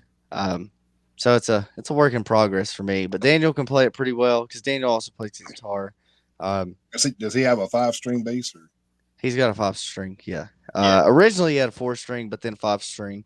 Um, we've been talking because like I've been wanting to get an 8 string, like just to fool around, mess with some stuff, to get some really deep and heavy tones out of it and feels. But I don't know yet. And to have one more string over Jason, so that's a plus too. He'll probably Yeah. steal it from me. But I would shit. I'm from the sound of it. I'm surprised he doesn't already have one. Yeah, surprisingly, I'm surprised Yeah. Jason doesn't got an 8 string either. He said he's been debating it. I was like, I mean, I'm all for it. Like everybody else is doing a couple songs with it. Like, might as well try it. Definitely. Like Cody. I think the Summoning by Sleep Token, I believe it's played on an 8 string. Um, I'm pretty sure it is on an 8 string. Could be wrong, but pretty sure. You well, hell, you would definitely know by ear better than I would. So, Get you one of these right here, man. oh Jesus Christ! That's one of the Steve Vai specials, man. You know, you gotta have like 20 necks, and you know. Shoot. That's how do you? I don't even know the logistics of trying to pull that one off. Hey, when you're Steve Vai, you can do shit like that, man. So Yeah. That's true. He's, Personally, I really don't know. Like I see everybody that has like these what are they? Coheed and Cambria. You know, their vocalist when he plays, he's got the double guitar. Um, I I don't know if it's just like for show, if it's like tuned a certain way. Like I really don't know.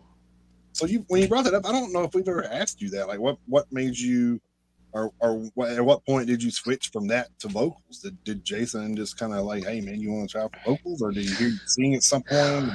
Well, if you want my honest opinion, so I was in a band that I had created back in 2000. I think it was like 2010. We were called Detour. And I played the guitar in it. And we had a vocalist, and I love him to death. Shout out to Daniel Asher. Um, and he's doing his own thing now, but he wasn't able to continue on with it. And, I sat there and I was like, you know what? I don't want to have to depend on anybody. So I took up doing vocals myself. And so, like, now me and Daniel Lawson, he and I have been doing music together since we were like 13, something like that. So we had always created like cool guitar riffs and everything else. I actually have some stuff that we recorded back in 2016 and 17 that we had written. And I don't know. And so when it came down to it, when Jason was looking for a new vocalist for Halo Scars, and it's funny because I knew Jason's wife before him because me and Kelly had worked together for several years at the ER, the local ER. And Jason worked at the trauma center about 30 minutes up the road. And so she had told Jason that I had done music, this and that. And so that's how me and Jason had connected. And then when he needed a vocalist, I said, screw it. I'm just going to do it. My tryout song was End of Heartache by Killswitch Engage. And there we are now. That's a pretty good pick, probably. So. Yeah, I think it was. Especially if you're trying to show off some metalcore aspects. Right. Yeah. Yeah. So hell, well, Keegan, what's your musical backstory leading up to coming into Halo Scars? Lord, so let's see. Back in Colby, when did I join? Was it 22? I can't even remember anymore. I think it was 22. Feels like I've been with these guys forever. See, that's one of those things where you're not sure how to take it at first. Exactly. No, I mean, around the time, let's see, I graduated college that December before I joined, and right after I graduated, I was had some leg problems, so I was battling that all through it, having to learn how to like play again. But there was like a month and a half where I didn't play. You had to like basically reconstruct your leg, right? Well, not really. I had to go to physical therapy and learn how to walk again based off of it. And with that, I learned while I was doing physical therapy, I was trying to play drums again and get those motions back into it. I think in the March of that year, I got home from work and my dad was like, "Hey, I'm gonna send you this link. If if you're interested, you can hit him up." And they sent me the link that I think Colby posted on their Facebook page, and I hit him up, messaged them. I said, "Hey, I'm interested." They sent me some songs. One of them was, I think, "God of War," "Pathogen," and there was another one that I had to learn how to play. I think it was Lord of Hate. The Lord of Hate, yeah. Might have been. And those were my 3 tryout songs. And we went. I was nervous as hell because didn't know anybody. Jason was sick at the time, and I remember getting there. And from the get go, Colby treated me like family from the get go. Took you to Olive Garden, all that shit. Oh yeah, he took me out, bought me dinner, gave me a back massage and all that crazy shit. A deep tissue back massage. Hell yeah, get in there. Get in there.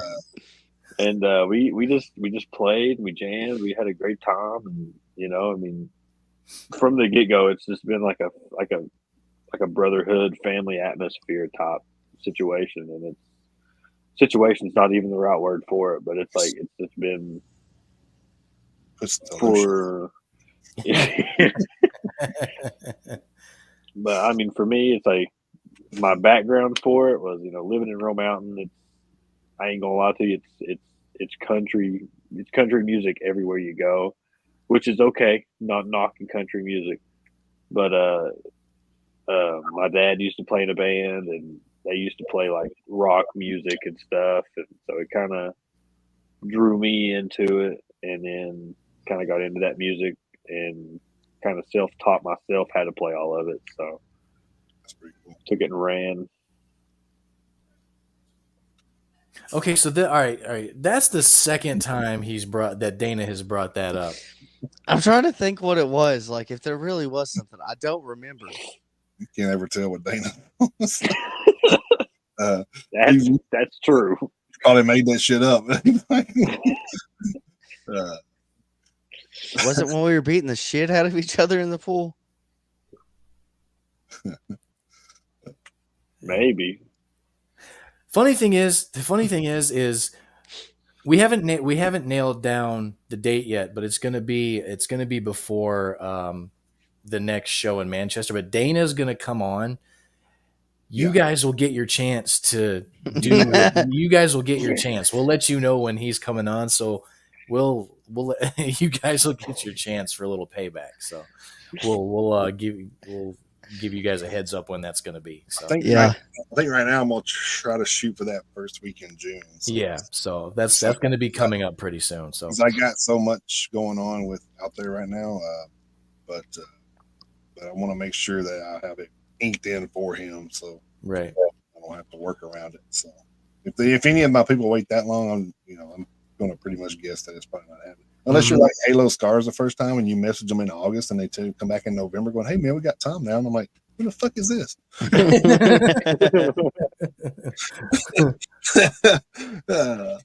I was like, I had to go back and look. I'm like, wait, what? I'm like, did I message these guys? I'm like, oh, I guess I did. Okay. But I had to go back and listen to the album and refresh my memory on everything. Yeah. It's like, geez, man. It's like, hell, too many. Most of the time, people tell you, "Oh, we'll get back to you." They never do. So I'm just like, okay, I just move on. Hell, I was sitting there telling Chris, "Man, I was hoping to try to put somebody from the state. That'd be pretty cool, Yeah. But and then they hit me back up in November, and I'm like, "Oh, okay, cool, yeah." Let's do it. So. hell, at this rate, another EP and maybe that first LP comes out. We're gonna have to get a hold of these guys through a fucking PR. I know. Some damn, have your people call our people. some damn Wait, is that where Keg took his pants off? To say they were all drunk and I wasn't. No, that was Atlanta, wasn't it? Wait, you took your pants off in Atlanta? I love this. Oh my god! I took my pants off where? Oh God, this is great. I love this. This is A awesome. lot of A lot pants of pants off. off. Oh, good lord. A lot of oh, Colby took his pants off too. Oh my God. Dude, is that where we were sword fighting? No, you and Daniel. You and Daniel were sword fighting, all right? You are the one that roomed together. I had a room all by myself. All Nah, right. dude, I don't know what you're talking about. Listen, Hey, I heard the walls banging all night long. That's all I heard all night long. It's because I was writing new tracks, dude. beach ball. And a beach ball. He's Oh, Dana's. is that where we were beating the shit out of each other? Remember, Keg? We were in I the don't know if pool. I don't know if I'd say it like that, but yeah. Yeah. Probably. I was about to say Dana's divulging these details like a little. Yeah, he's like sending them out in like these sinister messages. No pants, a beach ball, Come on, one knot, you a got it. knot. He's like playing this game show where he can't say the fucking phrase or something. He's like, Yeah. I remember the first night I tried to catch a lizard. Oh my God. Eating the shit. Yeah. Oh god.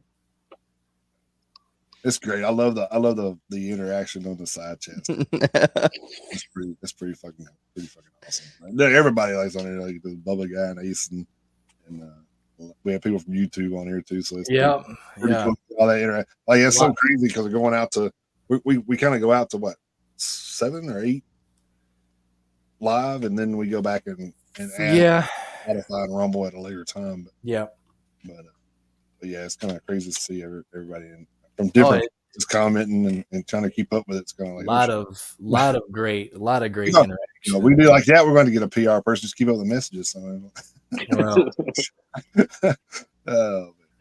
but I was like, well, if Halo Scars ever get big, I'm just going to quit my job here and go on the road with them and be their fucking security. So, see, there you go. Perfect. Come on, we'll take it. You'll be in charge of making sure everybody keeps their pants on. If Dana's there, you'll definitely be taking care of Dana. I'm gonna add them videos to my TikTok. Get some votes. What the fuck you talking about? That's true. I'm just glad y'all weren't there for Atlanta. I'll leave it at that. Oh man, it's one of our best shows ever. Best shows, best trip, man. Oh yeah, that's one. I mean, he's the only drummer in the band, I think. So, that still counts. Right. It counts. Oh my god. Oh, Keegan, you're next. Oh snap! What happened? I don't know. Dana just said you're next. Oh, that may not be a good thing. So, obviously, he's that's one thing you go on tour with somebody like Dana. You better not fuck up. He's gonna have dirt on you. So, Yes. That's fair. Like, hey, you remember? Like, no. I don't remember nothing. I don't remember nothing from that trip. He's gonna be putting stuff in the chat going pickles. It wasn't me. And baby oil. Ice cream sandwiches. He's gonna come up with some crazy ass shit. Yeah, it does seem like awfully random. The stuff he's coming out with. It's like and a beach ball. It's like, what's the fucking beach ball got to do with anything? It's like they asked that question. What's some things that you go to Walmart and check out and have the people going, what the fuck? Yeah.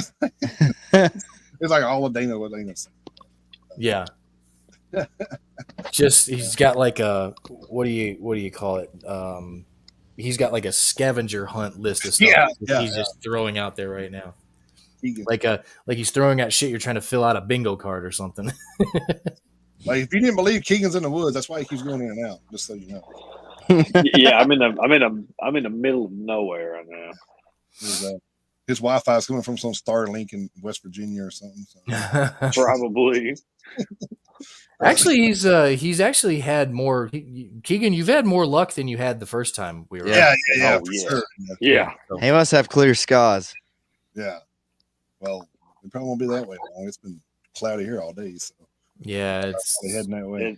It has been here too, so raining off and on all day. Same. So when you guys get everything together, is it going to be available on like your Bandcamp, or are you just going to carry it to the shows and that's the only way you're going to be able to get it? Or What's the Wait, case of that? The what do hard you? copies with the Ascension. Oh, the hard copies. They'll be available at all the shows, and then we'll have everything up online too to get. Okay. We'll be sure to. So Dana may or may not work for the federal government. We're all hanging out at the pool, and they were literally beating the hell out of each other with beach balls, floating, and other pool toys. It was funny as hell. So, why didn't you Yeah. get a video, man? Like, Yeah, I did beat the shit out of Kevin or Kegan. Yeah, so Damn, you beat the shit out of my dad. Damn, bro. no, dude, I was thinking about your dad while I was beating the shit out of you. Oh, well, That's a that little weird, well, but okay. okay, well, that's a man, this isn't Jerry Springer. Dude. Okay? yeah. I'll say that's a Dr. Phil episode. Wait, Shout out to Daddy Kev. Yeah. Yes. It's funny. Jesus. I don't know if it's like somebody. I don't know if somebody was like Dad was on one of the shows at one point. Was it them last time or something? I can't remember. No, I think it was Devil. I think when they're like one of their relatives jumped in the chat or something. I'm like, I they were like, think "Oh, hey, Dad." I'm like, I "What think it. I think it may have been Devil when they were on. I think That it was- may have been. That was pretty wild. Seeing somebody's like father on there, I was like, "Oh, We okay." got Kegan's dad in the mosh pit when we played in North Carolina back in February. Was it Oh, February? Yeah. that's the shit. So how old is your dad? 53, 54, somewhere in there. I mean, Dana jumps in on too, but like Dana likes to crowd surf too. yeah, that's what I'm saying. But there's a difference between Yeah. his little ass trying to crowd surf and my 250-pound ass trying to like, hey man, crowd surf. Man, fuck you. Big ass up. Yeah, you don't want to. Yeah, you wouldn't want to be the focus of a story where somebody right. gets their neck broken. So, Well, I mean, I've been dropped. thankfully, it sounds like she's going to be okay. I don't know if you guys heard that story, but yeah. but I don't know if you guys heard that story, but Yes, I've been dropped on my head enough in my career. I don't need no more. So Man, that's true. I remember we went and watched the Black Dahlia murder and Chelsea Grin when they came to Knoxville back in September. And Bubba, if you're still in here, you remember this too because you were with us. There was this kid, and I don't know how many times this kid crowd surfed, but it had to be close to 100 times. So He's kept we going. leave. Oh yeah, he would just he'd run around, get right back on top of people, and just go right back, and it's just a circle. So we go outside after the show, and there's this band playing in this bus, and they were all the way from San Francisco. And so it's perfect, all these people come out, you're just playing. There you go. This kid walks out, and I mean, he is just running in circles, just absolutely getting it. And I remember everybody just being like, yeah, man, get it. Yeah. Cheering him on. It was hilarious. I'll never forget that moment or that kid. My last crowd surfing experience was this one chick. I was in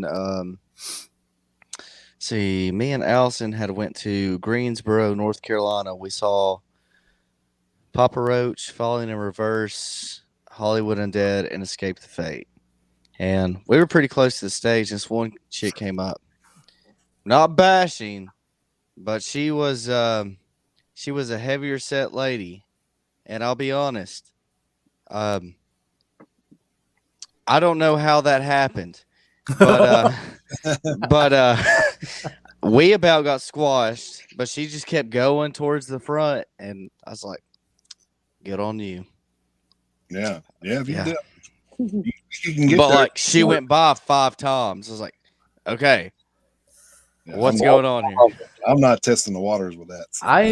I've actually never crowd surfed myself. I've had back problems since I've been 20 years old, and I wouldn't want to, and I haven't wanted to risk it. So I've never been crowd surfing myself. So I've never been either. A few mosh pits when I was young. Me neither. Nothing. No crowd surf. that's just it's one of those things. I wouldn't be opposed to doing it like in principle. But when you're up there, you are not in control of anything. I mean, Oh yeah. you get to one point and people aren't paying attention, and like the people are passing you, and if the people in front of the people who are holding onto you aren't paying attention, you're going down to the ground. Yeah. So that's one of the things. You're just at the mercy. It's just, all right, please don't drop me. So I mean, it's just Yeah, I don't want someone to put their hands down my pants either while I'm going down. Up there going down the crowd. That's like my biggest fear. Is like, oh, yo, yo. Ass or something. What do you yeah, want? something. Yeah.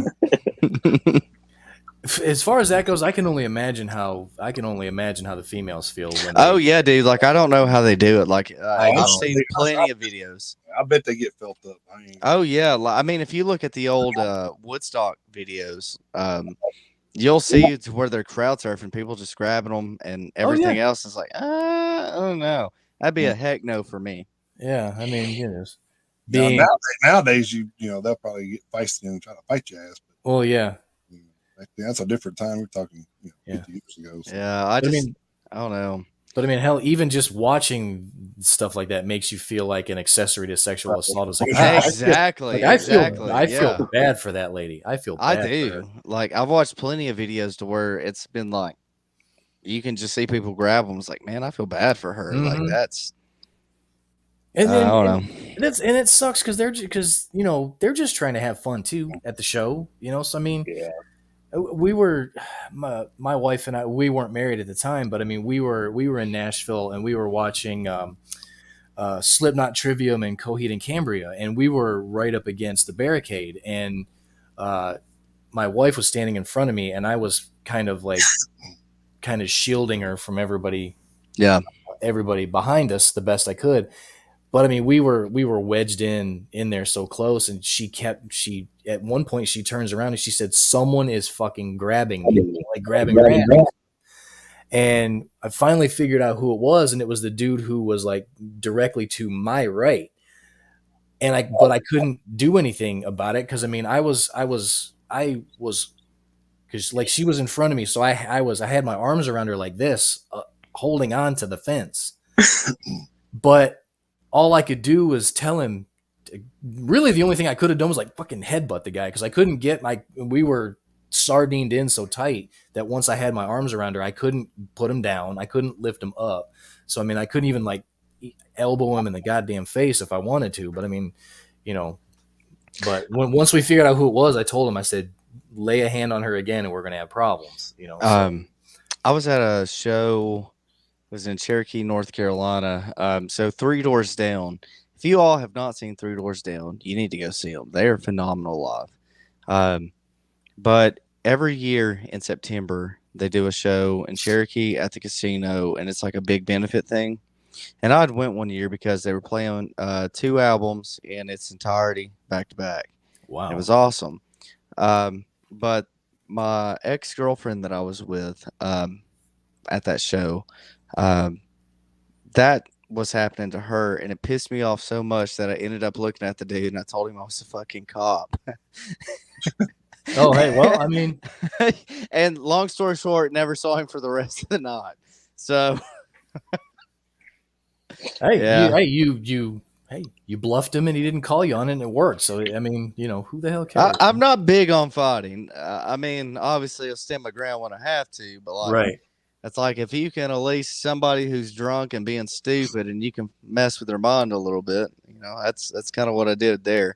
Because regardless, no one should be treated like that. And it doesn't matter if you're drunk or not, you shouldn't be grabbing up on No, ladies, hell no. Hell no, man. And hell, sometimes a little psychological warfare has a little bit more of a lasting effect because that guy's probably if he remembers the show, he's probably like every now and then he'd be like, "Was that motherfucker really a cop?" Yep. So every now and then that probably still pops back in his head. Was that guy a cop? That guy told me he was a cop. I don't know if he was. Was he? So it probably, who knows? That may have actually, had more of a lasting effect. Hopefully, because I mean, it was stupid, but it wasn't just like my ex-girlfriend who had that happen. He was doing it to multiples, and then he was gone. And see, it's awful. And Ace, yeah, we don't thank you for joining the chat, by the way, first and foremost. But, I hate hearing it and I hate seeing it even more, because especially, we've talked about it on this show multiple times about how we, as metalheads, we all feel like we're part of this community, and we're all pretty close knit. Even as strangers, you go to a show and you're there with hundreds of strangers, if not thousands, depending on the show and the venue, and you're all there for the same thing. And the cardinal rule is, we all know it: if someone gets knocked down, you pick them up. But no one ever really ever mentions, like, hey, if don't grope the fucking female crowd surfers. I mean, and it's something that should be talked about. Guide them up to the front. Don't get me wrong, I can understand how, because I mean, especially if they're laying like this, I mean, and they're floating above you and stuff, eventually you're going to inadvertently grab an ass. So I mean, I can understand how that would happen. But Colby, like some of the videos that you and I are talking about, I mean, these girls are getting their fucking clothes ripped off, man, and it's terrible. Well, I mean, that happens. To push somebody by their ass is a different thing. Grabbing their well, ass. of course, but that's what I'm saying. I mean, if you're guiding a girl up to the front, like I say, right, you're looking up and you're just trying to. I mean, that's what I'm saying. I mean, you may touch a butt cheek, but I mean, you're not trying to. But I mean, just to paw at this girl as she's above your head is beyond ridiculous. And as a fan, how many times have any of us been like, "Hey, man, I'm going to this concert and pick up a chick"? Said that. No. Because you're not going to a concert for chicks. You're going there to see a band, right? Yeah, so are the girls. The band is the only band. The band is the only people that go to the concert to pick up chicks. right. Yeah, but yeah. So it's there. There's always one. There's always one. Yeah. No matter. Sporting event, comedy show, concert. There's always. It seems like there's always. And it sucks, and I feel bad for the girls too, because especially for our shows, like, and you all have seen, we're pretty straightforward and in your face, and put on a show to where everybody, like, we encourage everybody to get involved. But like, people are there, they pay money to go see a show and have a good time. They're not there to get all, touched up and right. everything else. And I mean, I really feel bad. And actually, so I know you were talking about, like, the bands get the girls and stuff, but that's actually like the furthest thing for me. Yeah, I'm just kidding. Well, no, I got you, but like my mindset. So I actually have a couple things that I do live. So like, it's I look, for one, Jason, our guitar player, he's a diabetic. I keep an eye to make sure, like, if his blood sugar's dropping down or something like that. That's one thing. 2, is there any fights going on in the stage? 3, what's the atmosphere of the crowd? 4, is anybody being done, wrong out in the crowd? And so not only am I like trying to do the show, but like that's like my top priorities of like kind of what I'm keeping an eye for when we perform. And that's with every single show. And that's something that I always do in general. I try my best. Obviously, I'm a human. I can only see so much. But I hate it for the ladies. I hope that when they come to our shows, that doesn't happen to them, and I hope they have a good time. And if I see it personally, obviously I'll call it out. But right, yeah. It's a shame, honestly. Switching a little bit of that, I took my daughter to a show. I don't even know the name of the band, but it was the guy that played Dexter. I think he's in a band or something. She wanted to go. Michael C. Hall. Yeah. She wanted to go for that for her birthday or whatever. So I took her to that or whatever. And like the guy that was like checking everybody in, he was a cop, so he was in uniform, and plus he was like had this British accent. I'm just like, damn, bro, I say some pussy for the rest. God damn. Yeah. Yeah, you got. I said, man, you can have girls going up here going, "Oh, frisk, you sure I didn't have nothing frisk me again?" I don't know. They're in uniform and got a damn accent. Like, dude, anybody else got a chance now, bro? That damn. Yeah. Yeah, definitely not an even. But I was actually saying that, like all the girls behind me were laughing. Definitely not a level playing field at that point. Right. I said, pass it on just so everybody out there knows what they're getting into when they get in there. So. It's pretty funny. So switch back to a little bit of the music part of it. Is like, so you guys got some upcoming shows, got some stuff you can't talk about yet that's in the works. EPs, out on streams. Working on hard copies. What about new merch? You gonna have new merch when you head out to shows too, based on the new EP or? Keg, did we already post about the new shirts? Not yet. I'm planning on doing that tomorrow. As far as kind of timing, kind of give it a week for people to kind of listen to it, kind of have their own judgment of it. So tomorrow I'll be making a post about the new merch as far as like what we have and stuff, and sizes and price and stuff. There you have it. You heard it first from our drummer and media guy there. So that's right.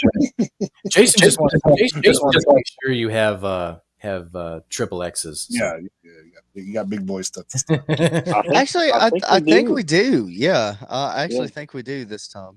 Our biggest hard time about this. Well, it's funny though, because like the biggest issue we've had when it's come to merch, and I'm sure the bigger bands have a little more leeway. They have more connections than we do. But like for us personally, ever since COVID hit, everything on the distribution level sucks. All of it sucks. And it's like gotten so fucking expensive, dude. Yes, it has. Don't even get me started, dude. Don't get me started. Like my t-shirts, my wrestling t-shirts, the same guy made the Metalheads Unite shirt behind Chris there. He made those too. I got 3 of those for $72. That's insane. That's insane. When I was wrestling, I'd get a dozen shirts from him for I think it was like $80. Yeah, it's crazy. So like for us, typically to get so I'll give an example. So for the shirts that we have currently, it was what, over $1,000, Keg? Yeah, something like that. $1,000 to get a certain amount of shirts. And I mean the shirts that we have it's basically it's the cover of Ascension. It just says it just says Halo Scars Ascension. So it's basically the EP. But that was like over $1,000 for us just to get shirts. And what sucks is like with the price increase for these shirts, obviously our shirt prices have to go up because not only do we pay for the shirts, we have to pay for the shipping. We have to pay for all this stuff. And it's like money, and more money just to get something. And so like we want to get hats. Hats are absolutely insane in prices.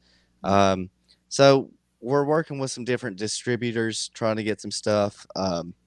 But yeah, process for everything is crazy. So I know some people want some stuff, but like we're not signed to anybody. We're strictly independent. Yeah. We all work full time still, unfortunately.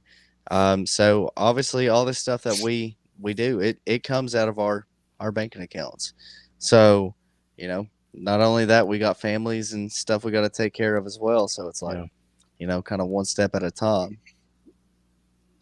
And then that's the thing is, I don't know if you guys have run into this at any of the venues, but it's been a huge topic since the pandemic too. I mean, you guys went out of pocket for these shirts, and then like you said, which caused you to have to raise the price on them.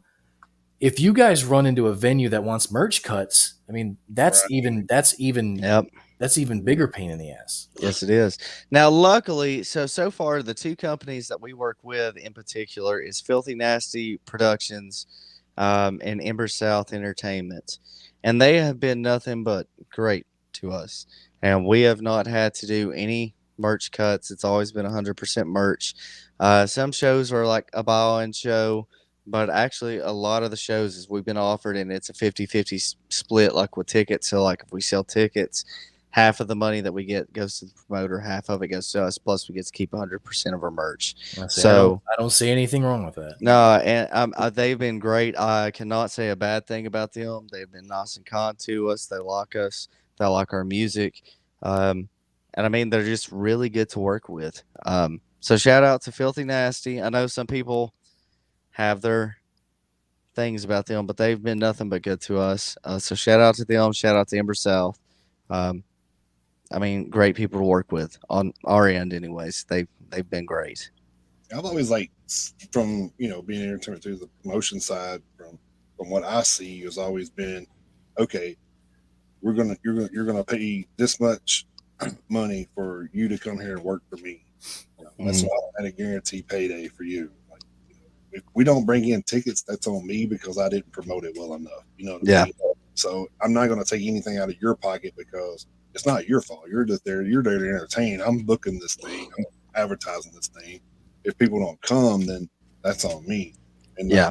that's the way I feel. Like everybody's got their different opinions, but that's just the way I've always felt about it. And then The, you got merch. Like when I had merch, I got 100% of my merch too. So yeah. I got paid plus my merch. The payday wasn't great.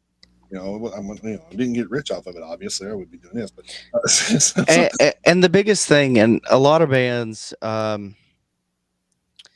they'll talk about, and I'll hear people talk about like bonds and stuff like that. So, like, I'll give an example. We played with Cold. We got offered the show with Cold. It was a $300 buy-on. Okay, well, that show was going to be sold out. We would be able to sell tickets to that, but with that being a buy-on, we paid our $300 buy-on plus all the money from the tickets. Because what was it? We got like 30. I think it was 30 tickets. Keg. 30 tickets, and we got to keep the money from those ticket sales. We sold all 30 tickets, got to keep all the money from that. Obviously, already paid what we had put in. right, And then on top of that, 100% merch. So that was like, and that business wise, that was a really, really good investment for us because right, we actually made, quite a bit of money from that. And so a lot of bands, they see that and people talk about it, but like, you have to think of it, a band is more than just music. You also have to think about it on a business aspect. right, And you have to play your cards right. Don't take a buy-in show if you don't think that you're going to be able to sell tickets or if it's even going to be worth it, like in regards to merch. So like if you get with a company and they say, this is like a $200 buy-in and it's a band no one's ever heard of that you're playing with, you're not going to make any money with it. So there's strategy that comes with all of it.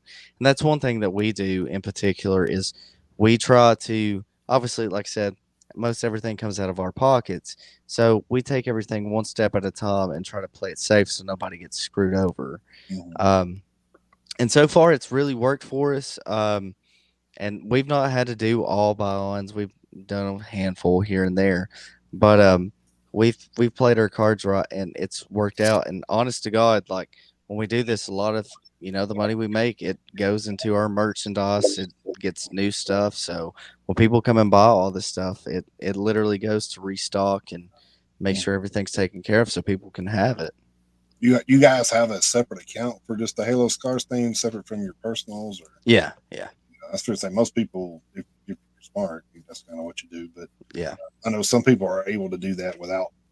But I mean, that's a big risk you take because especially if you're say you're handling all the money, but then you get hacked. Well, then everybody's fucked. So yeah. like, so if it's within that one account with the band, then it's kind of like okay, well the band got hacked, so I mean we just kind of wait till everything is Exactly. Yeah. there, and it's not really hurting us personally. So But that at the same time, that's when the FDIC or the NCUA are supposed to kick in at the same time well, too. So yeah, but I'm just saying like it's a little bit. It's like sometimes it takes time to get that money back. So yeah, that's true. if you're Yeah. in a tight financial squeeze, then you can't really wait on that. I mean, That's true. Yeah. And what people don't realize either, so like even like you have your little square cards that you can plug into your phone and take credit cards and stuff. They get a percentage of the money that you make. So it's like everything in regards to price to how we do certain things, I mean, goes into that. People don't realize like, you know, band stuff, like they think of band like, yeah, it's music, but there's like so much more that goes into it, Mhm. and it's such a headache. Yeah, But I kind of hope this has nothing to do with really music specifically, but I mean, I kind of hope like you talking about that certain situation, like using cards just to buy merch. I I like cash so much. Mhm. yeah, Don't get me wrong. I have a debit card, of course, and I buy stuff online just like everybody else. But then there are certain situations where it's like I really wish I had cash for this. yep, That's Yeah. one of them. That's one of them. Not and it's not just for me because it's for you guys too. Because I know exactly what you just talked about. Because my wife had a business and she was thinking about getting one of those, and she was like, "Well, make sure you look." I don't even know how many companies there are. I know there's Square and there's a couple other ones. I said, do your research on all of them. I said, because they're all going to want a different amount of money from every single one of those transactions. So hmm so there are certain situations where it's like, it would be, look, it's me and you. How about I give you 20 or 25 or whatever? You give me a shirt. No one else needs to get involved in this shit. So I mean, it's yeah, just one of those things that there are certain situations that, what, this should just be a cash transaction. The yeah, thing that makes me so mad is like I was just at a restaurant the other day, and like when I got the bill, it said, "Hey, a 3% was added Convenience fee or some shit like was that. added to the thing for swiping your card." I'm like, motherfucker, y'all trying to go cashless, and you're going to charge? No, hell no. Like, yeah, quit trying to. This is where everybody should wake up and be like, all right, we don't need a cashless system, obviously, because they're going to wind up just racking that Mhm. some more interest on to your time every time you swipe. Yeah. Then yeah. why swipe? I won't eat there anymore. I told her, so as long as they're doing this, I'm gonna come back here. I don't care. So Either that, or if it's a restaurant you really like, just make sure you got real money in hand. And unfortunately, right, a lot of places are starting to do that. yeah, they There's a are. couple places in Nashville. I can't remember the names, um, that I'd seen online to where some people were talking about it. I don't know about Knoxville. There might be one place in Knoxville that did it. I can't remember fully, but it's crazy. I It, mean, it was it's Neyland Stadium. crazy. It was Neyland Stadium, wasn't it? I'm just kidding. Probably. Yeah. But yeah, I mean, like I say, that really doesn't have anything to do with music specifically, but it's just, Well, I mean, it does in a sense because it affects yeah, Yeah. I mean, it does, you know, it so- does, but I mean, it's Well, I'm just saying, like, that's just like Kobe was saying. There's a lot of aspects that go into this besides just the music. And people, right. and that's why we do these shows is because a lot of people don't understand that most of the people we talk to, and I think pretty much everybody we have talked to they have 9 to 5s, man. They're not, huge bands that are out here making, $3,000 a week to go play shows. I mean, Yeah, Yeah. if you were doing that, yeah, you'd be fine. But it's like, yeah. I don't think any band that we've talked to yet, the band has been their main source of income. I don't think any. yeah, I mean, there were some bands that kind of blew up after we talked to them that may be heading in that direction by now. But Yeah, Hex being one of them, but yeah, I'm not real sure, how concrete that is, but I know they've kind of built up a lot of fan base and a lot of shows that since we talked to them. So, yeah. which, But at the same time, basically every band we've talked to, and I mean you guys included, I mean everyone we've talked to is moving forward, and it's awesome. It's phenomenal to see. oh my, Krista and I are going to run through a field of daisies with a flamethrower. Listen to Pain Relic while you do it. yeah, Is that code for something, or is he like literally going to do that? Because I could see it going either way with Dana. he's like, I can see him out there going, "Fuck these cicadas." No, that's what I've been saying. God damn, annoying ass bugs. I actually seen some birds around here with them like eating them, so I was like, maybe they'll get the hint and move on because there's all kind of birds. Like I got nightingales and everything around here, bats. And Yeah. Bad thing is, we got about 6 weeks left of these damn things. Yep. yeah, have a good one, Dana. Appreciate you stopping in, man. Yeah, take care, bub. So, anyways, so yeah, you guys are like I said, gearing up for other things and big things coming up, and Ascension's out. If you haven't checked Ascension out, check that out. It got 5 out of 5 horns for me, so it's a perfect score on our rating you. system, Yep. which Yes, has it never did. happened. Appreciate it. And it was not because we've kind of built a relationship here. I mean, you know me, I'm not going to bullshit about. Mm-hmm. I'd rather y'all be completely honest. Like, Yeah. Yeah, So, I so I mean, feel like if there was something there, I'm like, hey man, why'd y'all do that? That's kind of weird, you know what I'm saying? Like, yeah. yeah. like, and then you may have, but the thing is, like, I say that, but then you may have an explanation to make me rethink Sure. the way I'm Yeah. thinking too, because people don't understand when people are writing songs, they have a mindset of writing songs. You as a fan are going to hear that in a different aspect than what the person wrote it was thinking. Potentially, yeah. Sometimes that happens a lot of times, and sometimes you might be dead on. It just kind of, Yeah, but and that's the thing is, I mean, hell, I've done reviews where I've given out ones and 1.5, and it's just, and that's the thing is, I'm only giving the score I give, good or bad, for myself. I'm speaking for me. I'm not speaking for Jason. I'm just speaking for me. The two of us have listened to the same album before and given out different reviews, different scores, because we've had the same albums in our top 10 at the end of the year, but they were in different spots. right. So I mean, so when we do what we do, we're giving out, we're just telling how we feel, and then trying to just be honest with, this is what I felt when I listened to X, Y, or Z. Right. So I mean, not trying to be callous or mean, or I was just trying to be honest. And I mean, I'm sure every band would at least appreciate it.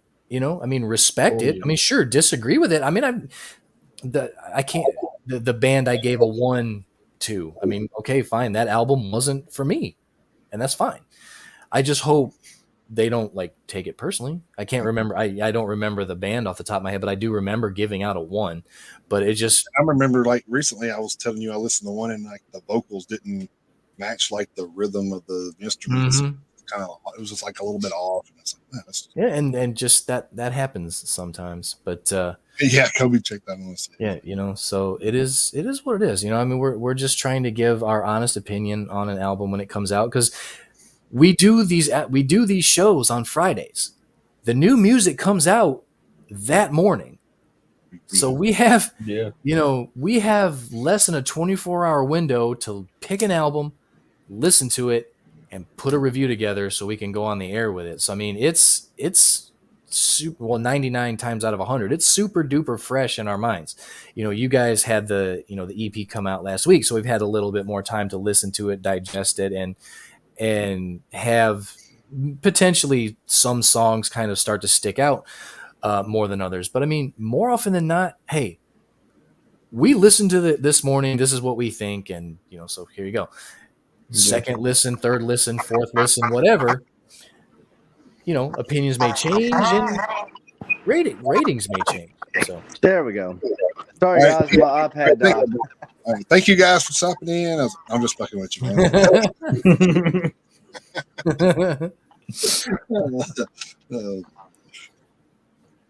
I'm gonna bring him in and tell him, "Oh, it's over now, man. Sorry."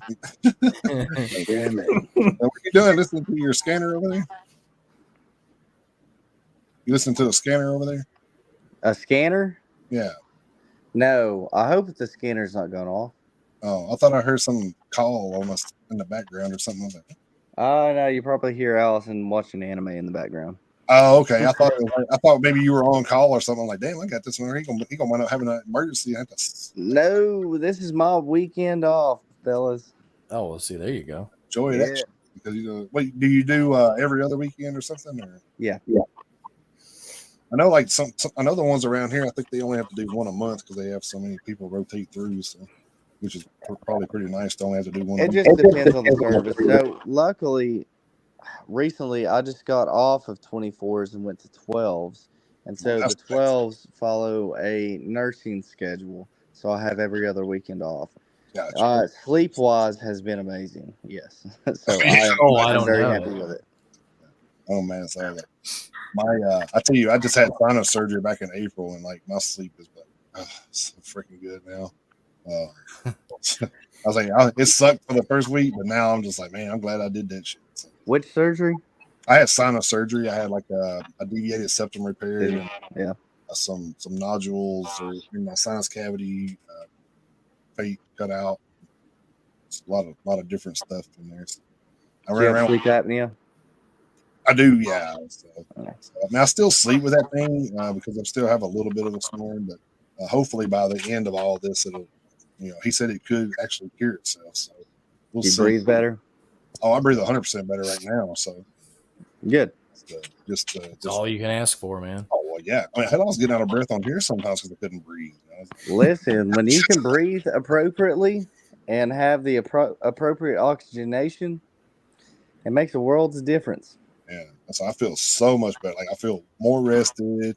I'm able to do more in the gym now because I can actually do, breathe when I'm doing cardio. So, it's like it's a big game changer, man. Like I said, you hear horror stories about that. I mean, it's not, I mean, it could be like a one-time thing, but it's not. I say it's not going to be like great at first week.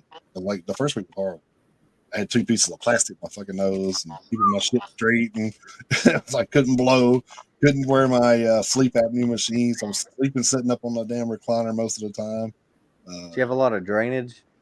Not at first, but it wasn't much at first. It was once they took everything out. Oh yeah, it was like the floodgates when they did that. I'm sure. I'm Fucking sure. horrible. It was like crusty and stuff in there. It was just like, oh, it's gross. But now it's like same thing. Like I've still got a little bit of scabbing up in there, so I got like another month. I think then I'll be released. But I still got some scabbing way back up in there where they repaired the septum. And sometimes I can like when it loosens up, I can smell it. You know what I'm saying? Oh, gross. Oh, that's so gross. I just be sitting there. Man. I just be sitting there going, "Oh my god!" And Susie goes, "What?" I'm like, "Oh god, I'll tell you in a minute." I have to go and like blow my nose. I was like, "Oh my god, that's horrible." Yeah, man. Oh, it fucking stinks, dude. It's like Ugh. it's almost like a smelling an infected foot or something. Fucking nasty. Oh, Jesus Christ. So Oh God. yeah, That's it's rough. so bad. That's so bad. But yeah, like I said, it was rough, but it's definitely worth the surgery for sure. Well, But anyway, I mean, hell, in the long run, it's gonna be worth everything you went through. Absolutely. Oh yeah, for sure. I don't want to keep you guys, too much longer. So I know you guys are an hour ahead of us over there, so y'all are pushing past one over there. So Yep.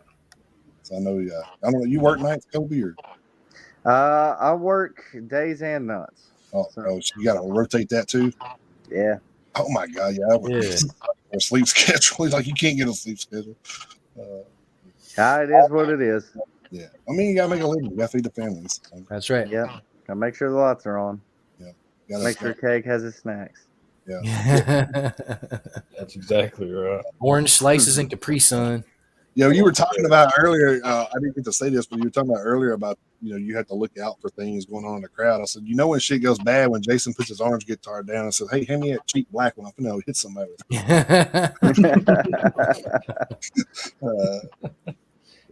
He's like, "You gonna hit somebody with the orange one? He's not gonna give him a cheap." Oh yeah, no. No blunt force trauma with the orange one. Oh yeah. I always wondered, like, I'd love to get somebody on the show that actually broke a guitar on stage before. I wonder why they do that. Is it because they're already going to replace it anyway? I don't know. I mean, I would think some of it's fake. Like the guitar, I wouldn't say fake, but like just like super cheap. Right. Or if it's something that they have a contract with like that specific guitar company, and they do it just for like show. Because I mean, then like every show that they have, it's basically like the same guitar being broke. So that's kind of what I think. But I don't know. I mean, I know some of them's actually thrown a fit and just broke their own guitars. Well, yeah, some of them are just spontaneous. Right. If you call them in the moment and just tear shit up. Man. Yeah. Not everybody can have balsa wood guitars like Jeff Jarrett. So. Well, yeah. We don't want to talk about that shit. Slap nuts.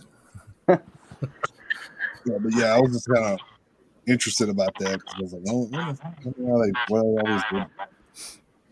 I think that's what I'm doing. Yeah, feedback over here or something. Yeah, I was hearing that too. Yeah. I think this board's about to have it.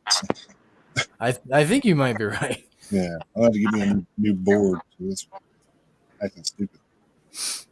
I'm picking up alien Yeah, transmission. I kept thinking he was having a scanner going off over there, and it's like, no, that's me. Shit. Blaming him for the shit. Anyway.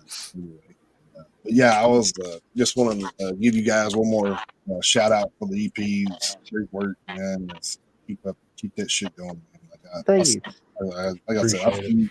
I see you guys, man, and sticking with this shit. And we're probably on a whole different conversation in 4 years, like talking to you guys. So hopefully we are. Hopefully both of us are on a different level in the next 4 years. It'd be great. But Yeah, it would.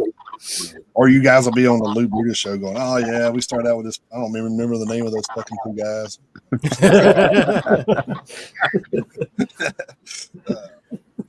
And we'd be like, "Hey, we're two guys. That's right. Yeah, Two guys. we guys on the podcast, man. There's probably one like that already. I better shut up. There probably is. Yeah. Get Yeah. get a cease and desist. strike on my shit. Guess my name. Say that. Well, we really appreciate it. We we put a lot of hard work in this EP. Tried to showcase, a little something different than Remnants of Decay, and we got a lot more in the works. We're excited for everybody to hear what we have for the future, what we currently have. Just a continuous growth, and I mean, it's just we're not tied to anything. We're not to any label. I mean, like I said before, 110% independent, and we just do what feels good to us, and we have a lot to offer, and so we're looking forward to what the future has as well. We are too, man. Like I said, we kind of we've kind of followed you guys from the Remnants album or EP, and then kind of been went to a couple of the shows. We've kind of been following you guys throughout all this, and it's really great to see the growth and the opportunities you guys have been given. Like I said, we're not making anything from doing this thing, but it's awesome to see guys and women that have been on this show get opportunities and stuff that they've gotten. Man, it's pretty awesome to see these. Just like we said, the other guy, the other band earlier that played from Milwaukee, that's a big deal. Like, man, you get to play these big shows like that and stuff. It's pretty cool to see these guys doing that. So, Yep. Just hopefully we see you guys on. Yeah, I mean, we can definitely tell how much effort went into the EP, and such an evolution from the last one. So I mean, if the work that you guys have coming up, like you said, you guys have always got stuff going on. You guys have got stuff that you've been playing for a while that hasn't been recorded yet. I mean, if what we're listening to now is any indication of the kind of stuff we're going to be listening to going forward, then we're super excited to see where it goes. Yeah, no doubt. We have lots of surprises. That'll work, man. And then like I said, we recognize like the working guys and stuff you guys have put into this. Obviously, I heard a lot of the raw tracks before you guys recorded this, and I could tell a difference just in the raw tracks and what's actually, on the album. It's just crazy. Whoever produced that's awesome, dude. Like Alex Ryan from XR Recordings. He is the man. Did he do the first one too? Or? He did. Yeah. It's a good man. Great work for him. Good. I like to give everybody their props, man. Because like I said, more goes into it than just the band. So Alex did great. He deserves all the praise and credit. He did phenomenal. It's good. I'm sure it's good to have a quality person, and then to be building a rapport with that guy or girl or whoever that person is. Being able to find someone like that you can depend on, and especially getting to work with them more often, you kind of get in sync and in tune, and they know what you're thinking and what they're thinking. I'm sure the longer you work with this person, I'm sure it's just an absolute positive for everything, the flow and the production and everything. Well, I mean, I think it's just like anything else. It's like we do here. I feel like we're creating, memories and friends and family from this thing that we're doing, and like same with them. I think if they keep working with those same people, and we all grow together. I mean, Yeah. that's the main thing. Is like we all want to grow together. We do our part in putting you guys out there on our stuff. And you guys talk about us sometimes, so we appreciate that as well. Absolutely. So yeah, we appreciate that. I've been to shows and they've called me out while I've been there. So I was like, I appreciate that. So, Yeah. Because especially when I forget to take my stickers to put on the bathrooms or is my favorite story inside the toilet seat of the toilet. How the fuck anybody did that, I don't know. But I did that. Yeah, I was at the show and there was a Hello Scars sticker in the toilet. I'm like, what the fuck? Who the fuck's Was it you and I that was in the bathroom, or was it me and Daniel that was in there? And I was like, I want to put it right here on the toilet. I was like, I mean, if anybody's going to look down and see, they're going to be like, Hello Scars, who's that? crazy motherfuckers put their hand in the toilet. That's definitely one place that's going to get a lot of eyes on it. So Right. You definitely have It caught my audience. attention, but even though I already knew who you were, it still caught my attention. Like, Yeah. motherfucker did that. Definitely a I captive audience. actually thought maybe somebody else did it. I didn't know any that y'all actually did it. No, if you see anything weird, it's 9 times out of 10, it's probably one of us. Yeah. Yeah, I think we're slowly learning learning learning the past more couple than of hours. More than we want to, yeah. Nick and this and tools and still some stories like that we probably want to hear one day. Yeah. Maybe when we're not broadcasting to the world. So. Well, yeah. You gotta limit those. Well, when you guys come to Nashville the next time, we can hear more details of the Atlanta story. Oh, yes. All I'll say is find yourself. That's all I'll say for that. When we're in Nashville, we'll tell you the story. All right, that sounds like a plan. Again, you get which you guys want to just kind of pop out where you guys can be found and everything, so we kind of know where to follow you guys if they want to. Get in those plugs. A lot of people are already following you. It looks like, but you can follow us on Facebook. Just search Halo Scars, or if you type in Halo Scars Band, it will pop up, and that will be for Facebook, Instagram, YouTube. We are on all major streaming platforms, so if you type in Halo Scars, it will pop up. We're on Twitter as well. We're not very active on Twitter, but we are on Twitter under Halo Scars. But yeah, check us out. We're on TikTok as well. We post some live videos on there, a couple teasers. Yes, they do. and I will say this: don't look up Halo Scars Ascension on Google because you'll get the video game. So. Oh, jeez. Okay, yeah. I looked that up and I'm like, why am I getting a fucking video game?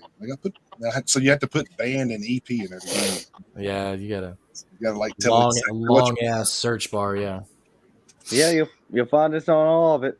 So, and our website is currently down, like the haloscars.com, but we're reconstructing everything, so we'll have that back up soon. Which we'll make a post and announcement on that with all platforms, but it's under construction right now because we're going to have like a store and everything else. So, yeah. It says the drummer fault.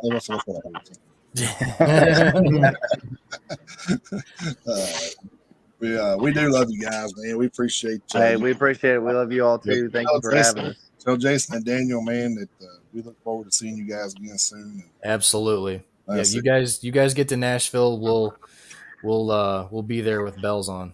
Don't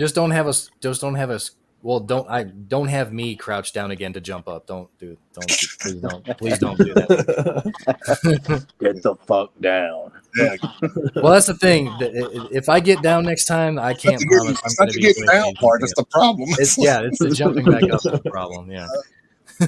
You know what? Everybody in that room got down. We did. Yeah. We did. I complained about it the next day. I think I did that old man grunt the whole way down. It's like, oh shit, oh god. I did too. It's okay. So, But well, yeah, no, that was a good time. I look forward to it again. I said, well, that vertebrae is going to be pissed tomorrow, and it was. He mad at us. Indeed. Keegan, Kobe, man, we appreciate it again. Once again, I appreciate you, and like I said, hopefully we will catch you guys sooner rather than later for sure. Absolutely. Hey, we appreciate it. Thank you for having us. We love you all and appreciate you.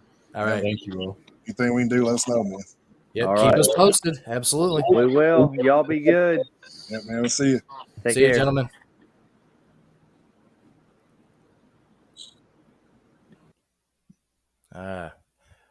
Keegan and Colby, one half of the sonic force that is East Tennessee's Halo Scars.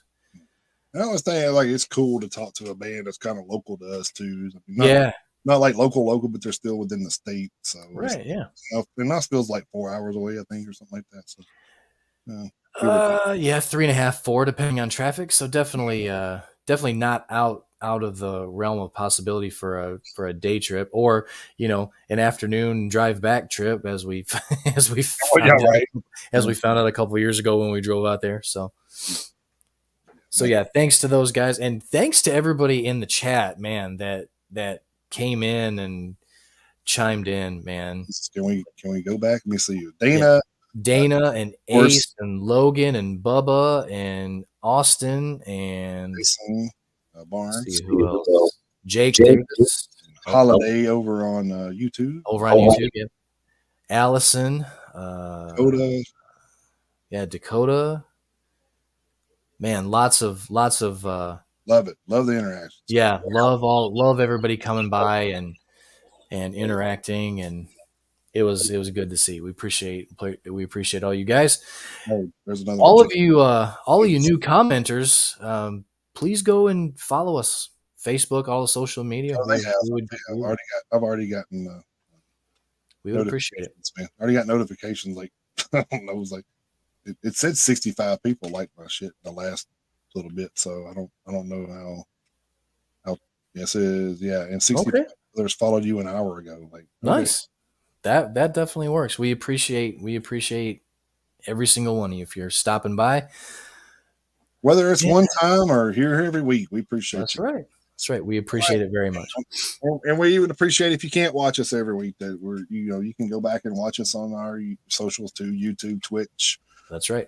Twitter, Instagram, Facebook, and over on Rumble and Spotify as well. You can catch us on all those places, especially with band interviews on Spotify. We don't do a lot of anything else on Spotify just because we don't want to overload you with the week in, week out stuff. You can always catch that on YouTube. Yeah.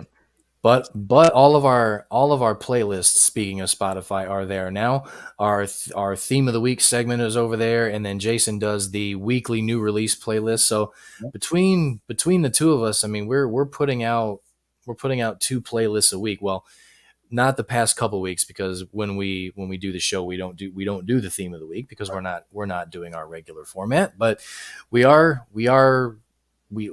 have added plenty of playlists over there at Spotify, and as Jason just popped up the scroll across the bottom of the screen, you see the merch store there, metalheadsuniteusa.com, and coming across behind that, well, technically in front of it as it comes back around, but the 24/7 live radio station, which is absolutely running right now. That's what 24/7 means. At stream.trulyradio247.com /8008/stream. So we're slowly getting it built back up. People that hadn't followed us, we had a fire at our main hub, so one of our servers got burnt. So we had to start completely over. A new server, and unfortunately, I don't save all of my files on here because of, if you save it that many files on here, of course your computer's going to run slow as shit. So I think we had close to 5,000-6,000 songs at one time on there. So I think we're building back up to a little over close to 1,500 now. I think so. Yeah. But so we're getting there slowly but surely. Like I said, it's me and Chris are both having to add stuff, and so in our spare time. Since we are rebuilding, if there's anything you guys want to hear, drop us a line at metalheadsuniteusa. metalheadsuniteusa@gmail.com is our email address. Or if you're following on any of the social media, send us a message on there. Anything you want to hear will be added to the radio station queue, guaranteed. As long as it's metal, of course, but death All right. metal, any subgenre of heavy metal, it'll be there. You want to hear it, we'll put it on there, guaranteed. And we're, I'm in talks right now with another band that hopefully we'll hear something from that here in the next upcoming week. Yep, trying to keep this live guest streak going, since now that we've got it started, we're trying to keep it going. So Yeah, I don't want to see how it goes. We'll give much away on it, but it's from a country we've never talked to anybody from, so it's pretty cool. Yes, so that would be very cool. I'm surprised they weren't further than 5 hours away from us. That's true too, because when I saw that, I had started doing the math in my head. I was like, "Oh, I'll be damned! I guess that it probably is true." So I looked it up. I'm like, no, I guess it is. Whatever. Yep. The interview from last week, Lightworker, is up on Spotify now. I have not shared it to the group page, but I need to do that. And it's on Rumble. Yeah, and it's on Rumble. Yes, I uploaded those yesterday, I think. Yeah. Yes. Well, and of course, it'll be on YouTube, because once the live stream is over, it's available there too. So there are plenty of places to check it out if you were not able to watch it live. And this one will be on there as well. So absolutely, in the coming dates. So, there you go. So I guess we will close this one out, and we want to thank Daniel. Look, Kobe and I'm talking about the people wasn't there. Yeah. Kobe and Keegan, we appreciate you guys for joining us tonight, man. That's I know it's kind of a last minute thing that we kind of threw it together. Tuesday, I think it was. Kind of threw all this together. So yeah, that may have actually been one of the quickest turnarounds we've set up. I think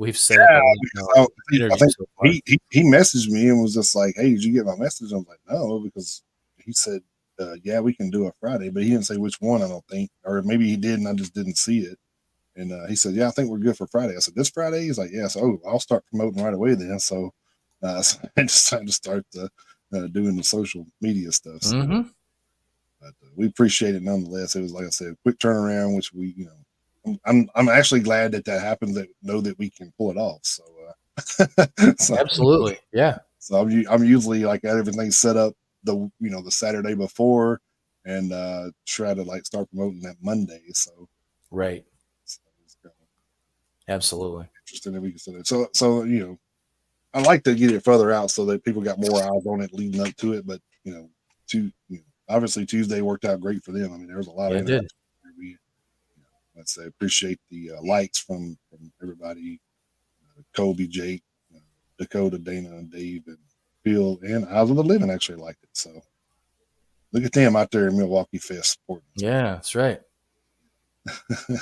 And again, that's another thing. I mean, these bands have become friends, and we're following them, they're following us. A lot of the bands that have come on the show, I mean, they'll like the stream here when I post the Metalhead Minute on Wednesdays, or of course in the case of this week, Thursday, because Wednesday was such a busy day. They like the content we're putting out. We're, like I say, so I mean, once they come on, it's not like they're so I mean they've become friends, and it's awesome. I still message guys or people that we interviewed in 22. I still message them every once in a while. Check in and see what's happening. So. Yeah, we actually we referred to Devil early in the show talking about the saxophone, but actually talked to them on Instagram not too entirely long ago. So I mean, we're checking in, and John O'Connor from One of the Last is always talking with you, and oh yeah, so. And hell, speaking of them, I think we have their next single coming up within maybe a month. Sometime in June, didn't he say? I think so. Pretty soon. And Destruction fans, I just shared this a minute ago, where Destruction has a new single coming out in June as well. Yes, they do. Oh, I'm just looking forward to that. Big things, man, working. Yep. We if you haven't, go back and listen to Extinction AD interview earlier in the year. He shared a lot of stuff, what's happening with that band. It's going to be they did an EP earlier, going to have a full length later in the year. So. In August, I think he said. Yeah, so big things coming from all these bands, and we love to see it. So Absolutely, it's so good. I mean, it's good for all of us as fans. I mean, just to yeah, have all of this stuff constantly coming out. I love watching these guys go out and kill it. Oh, and they are.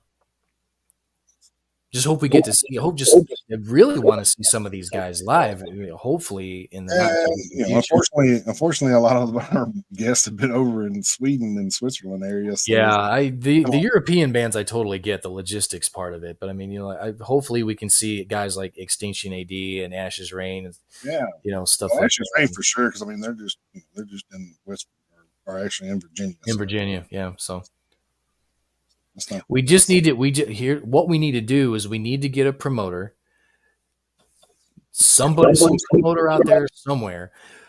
Get Eyes of the Living, Ashes Rain, Extinction AD, and fucking Halo Scars on a bill, and let them tour the East Coast and the Southeast, and just bring them to Nashville. Bring all and four if bands together. they did that shit and anybody missed that show, you would kick yourself in the ass. Yeah, you really would. Jesus Christ. You really would. But that's why we don't put together shows, because we would probably put shit together that people couldn't put enough asses in the seats. So. I would actually like to try that one time. Yeah, I don't know about putting together like a full-fledged tour, but I would like to try to put together a concert one time. I mean, that was kind of like there was a plot of land in town for sale, and that's kind of what I wanted to do with it. But then they tore the building down. So. Well, yep.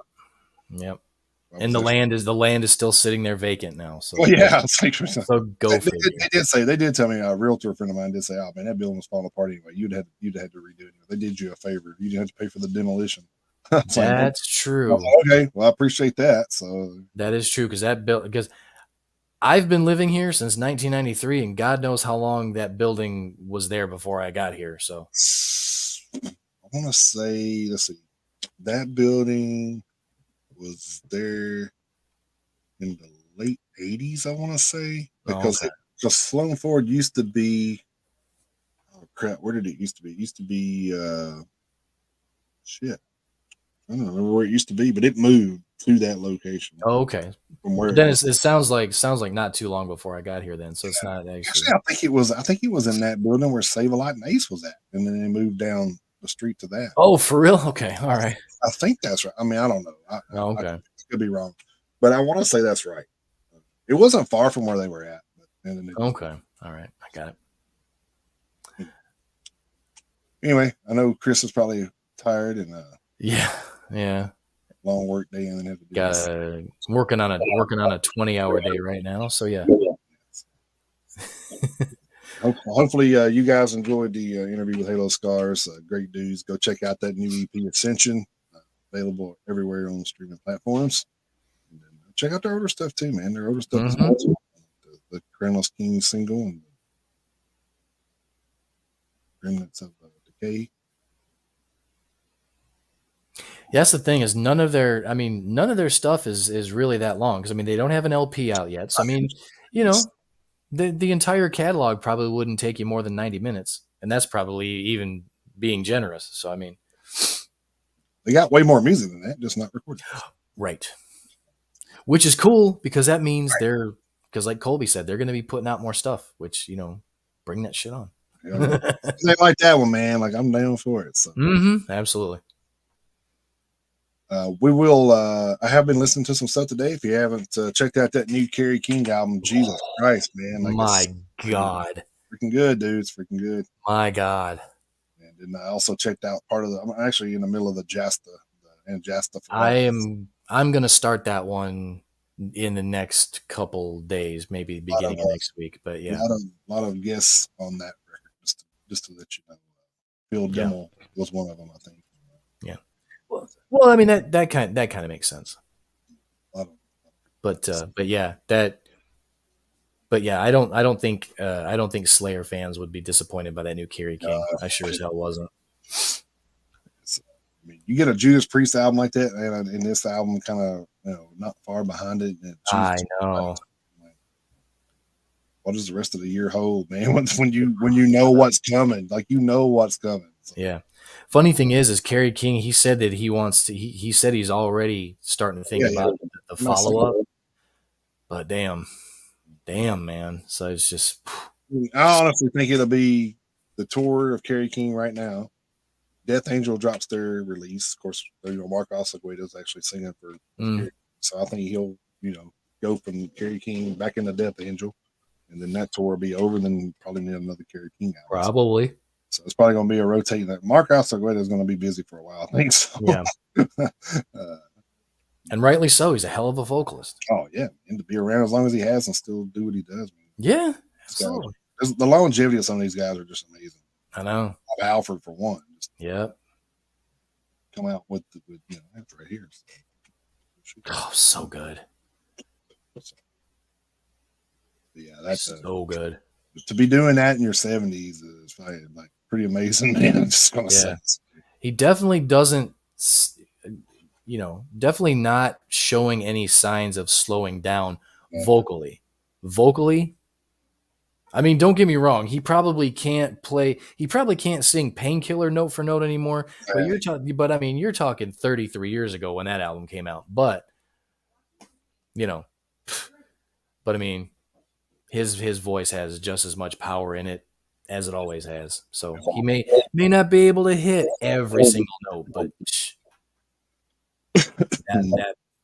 that Judas Priest album. Hell, I gave it 5 horns. So I mean, it's probably my leader right now. I mean, it was a 4.5 for me, so it was up there for me too. So. Yeah. So, but I mean, hell, that Kerry King album probably giving it a run for its money for sure. That Kerry King album is probably a 4.5.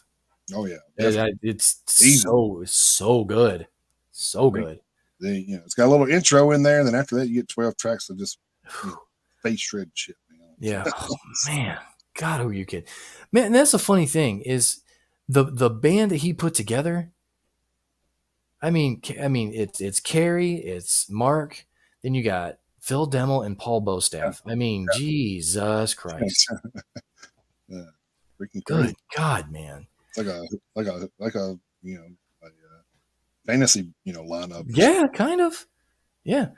Honestly, I think when it's all said and done, if Kerry doesn't already know it, I don't think he could have been any happier with how the album turned out. I don't know how he feels about it, but these two fans are happy about it. So yeah. Oh my Lord. I mean, I had a feeling it was going to be really good based on the singles, but then I listened to it earlier today and I was like, holy shit, there is not a bad song on here. Not one. That's all this shit, man. Not one. Like I said, there's a lot of good shit out this week, dude. Mm-hmm. Oh, yeah. There's so many like albums like I was going through putting the playlist together for the week, and I'm just like, man, there's a lot of these albums I want to check out. I got check marks all the way down through the list here, so it's kind of like be able to check all this out or not, but I'm gonna try to check out as much as I can. So yeah, you're gonna be busy, but that's a good thing.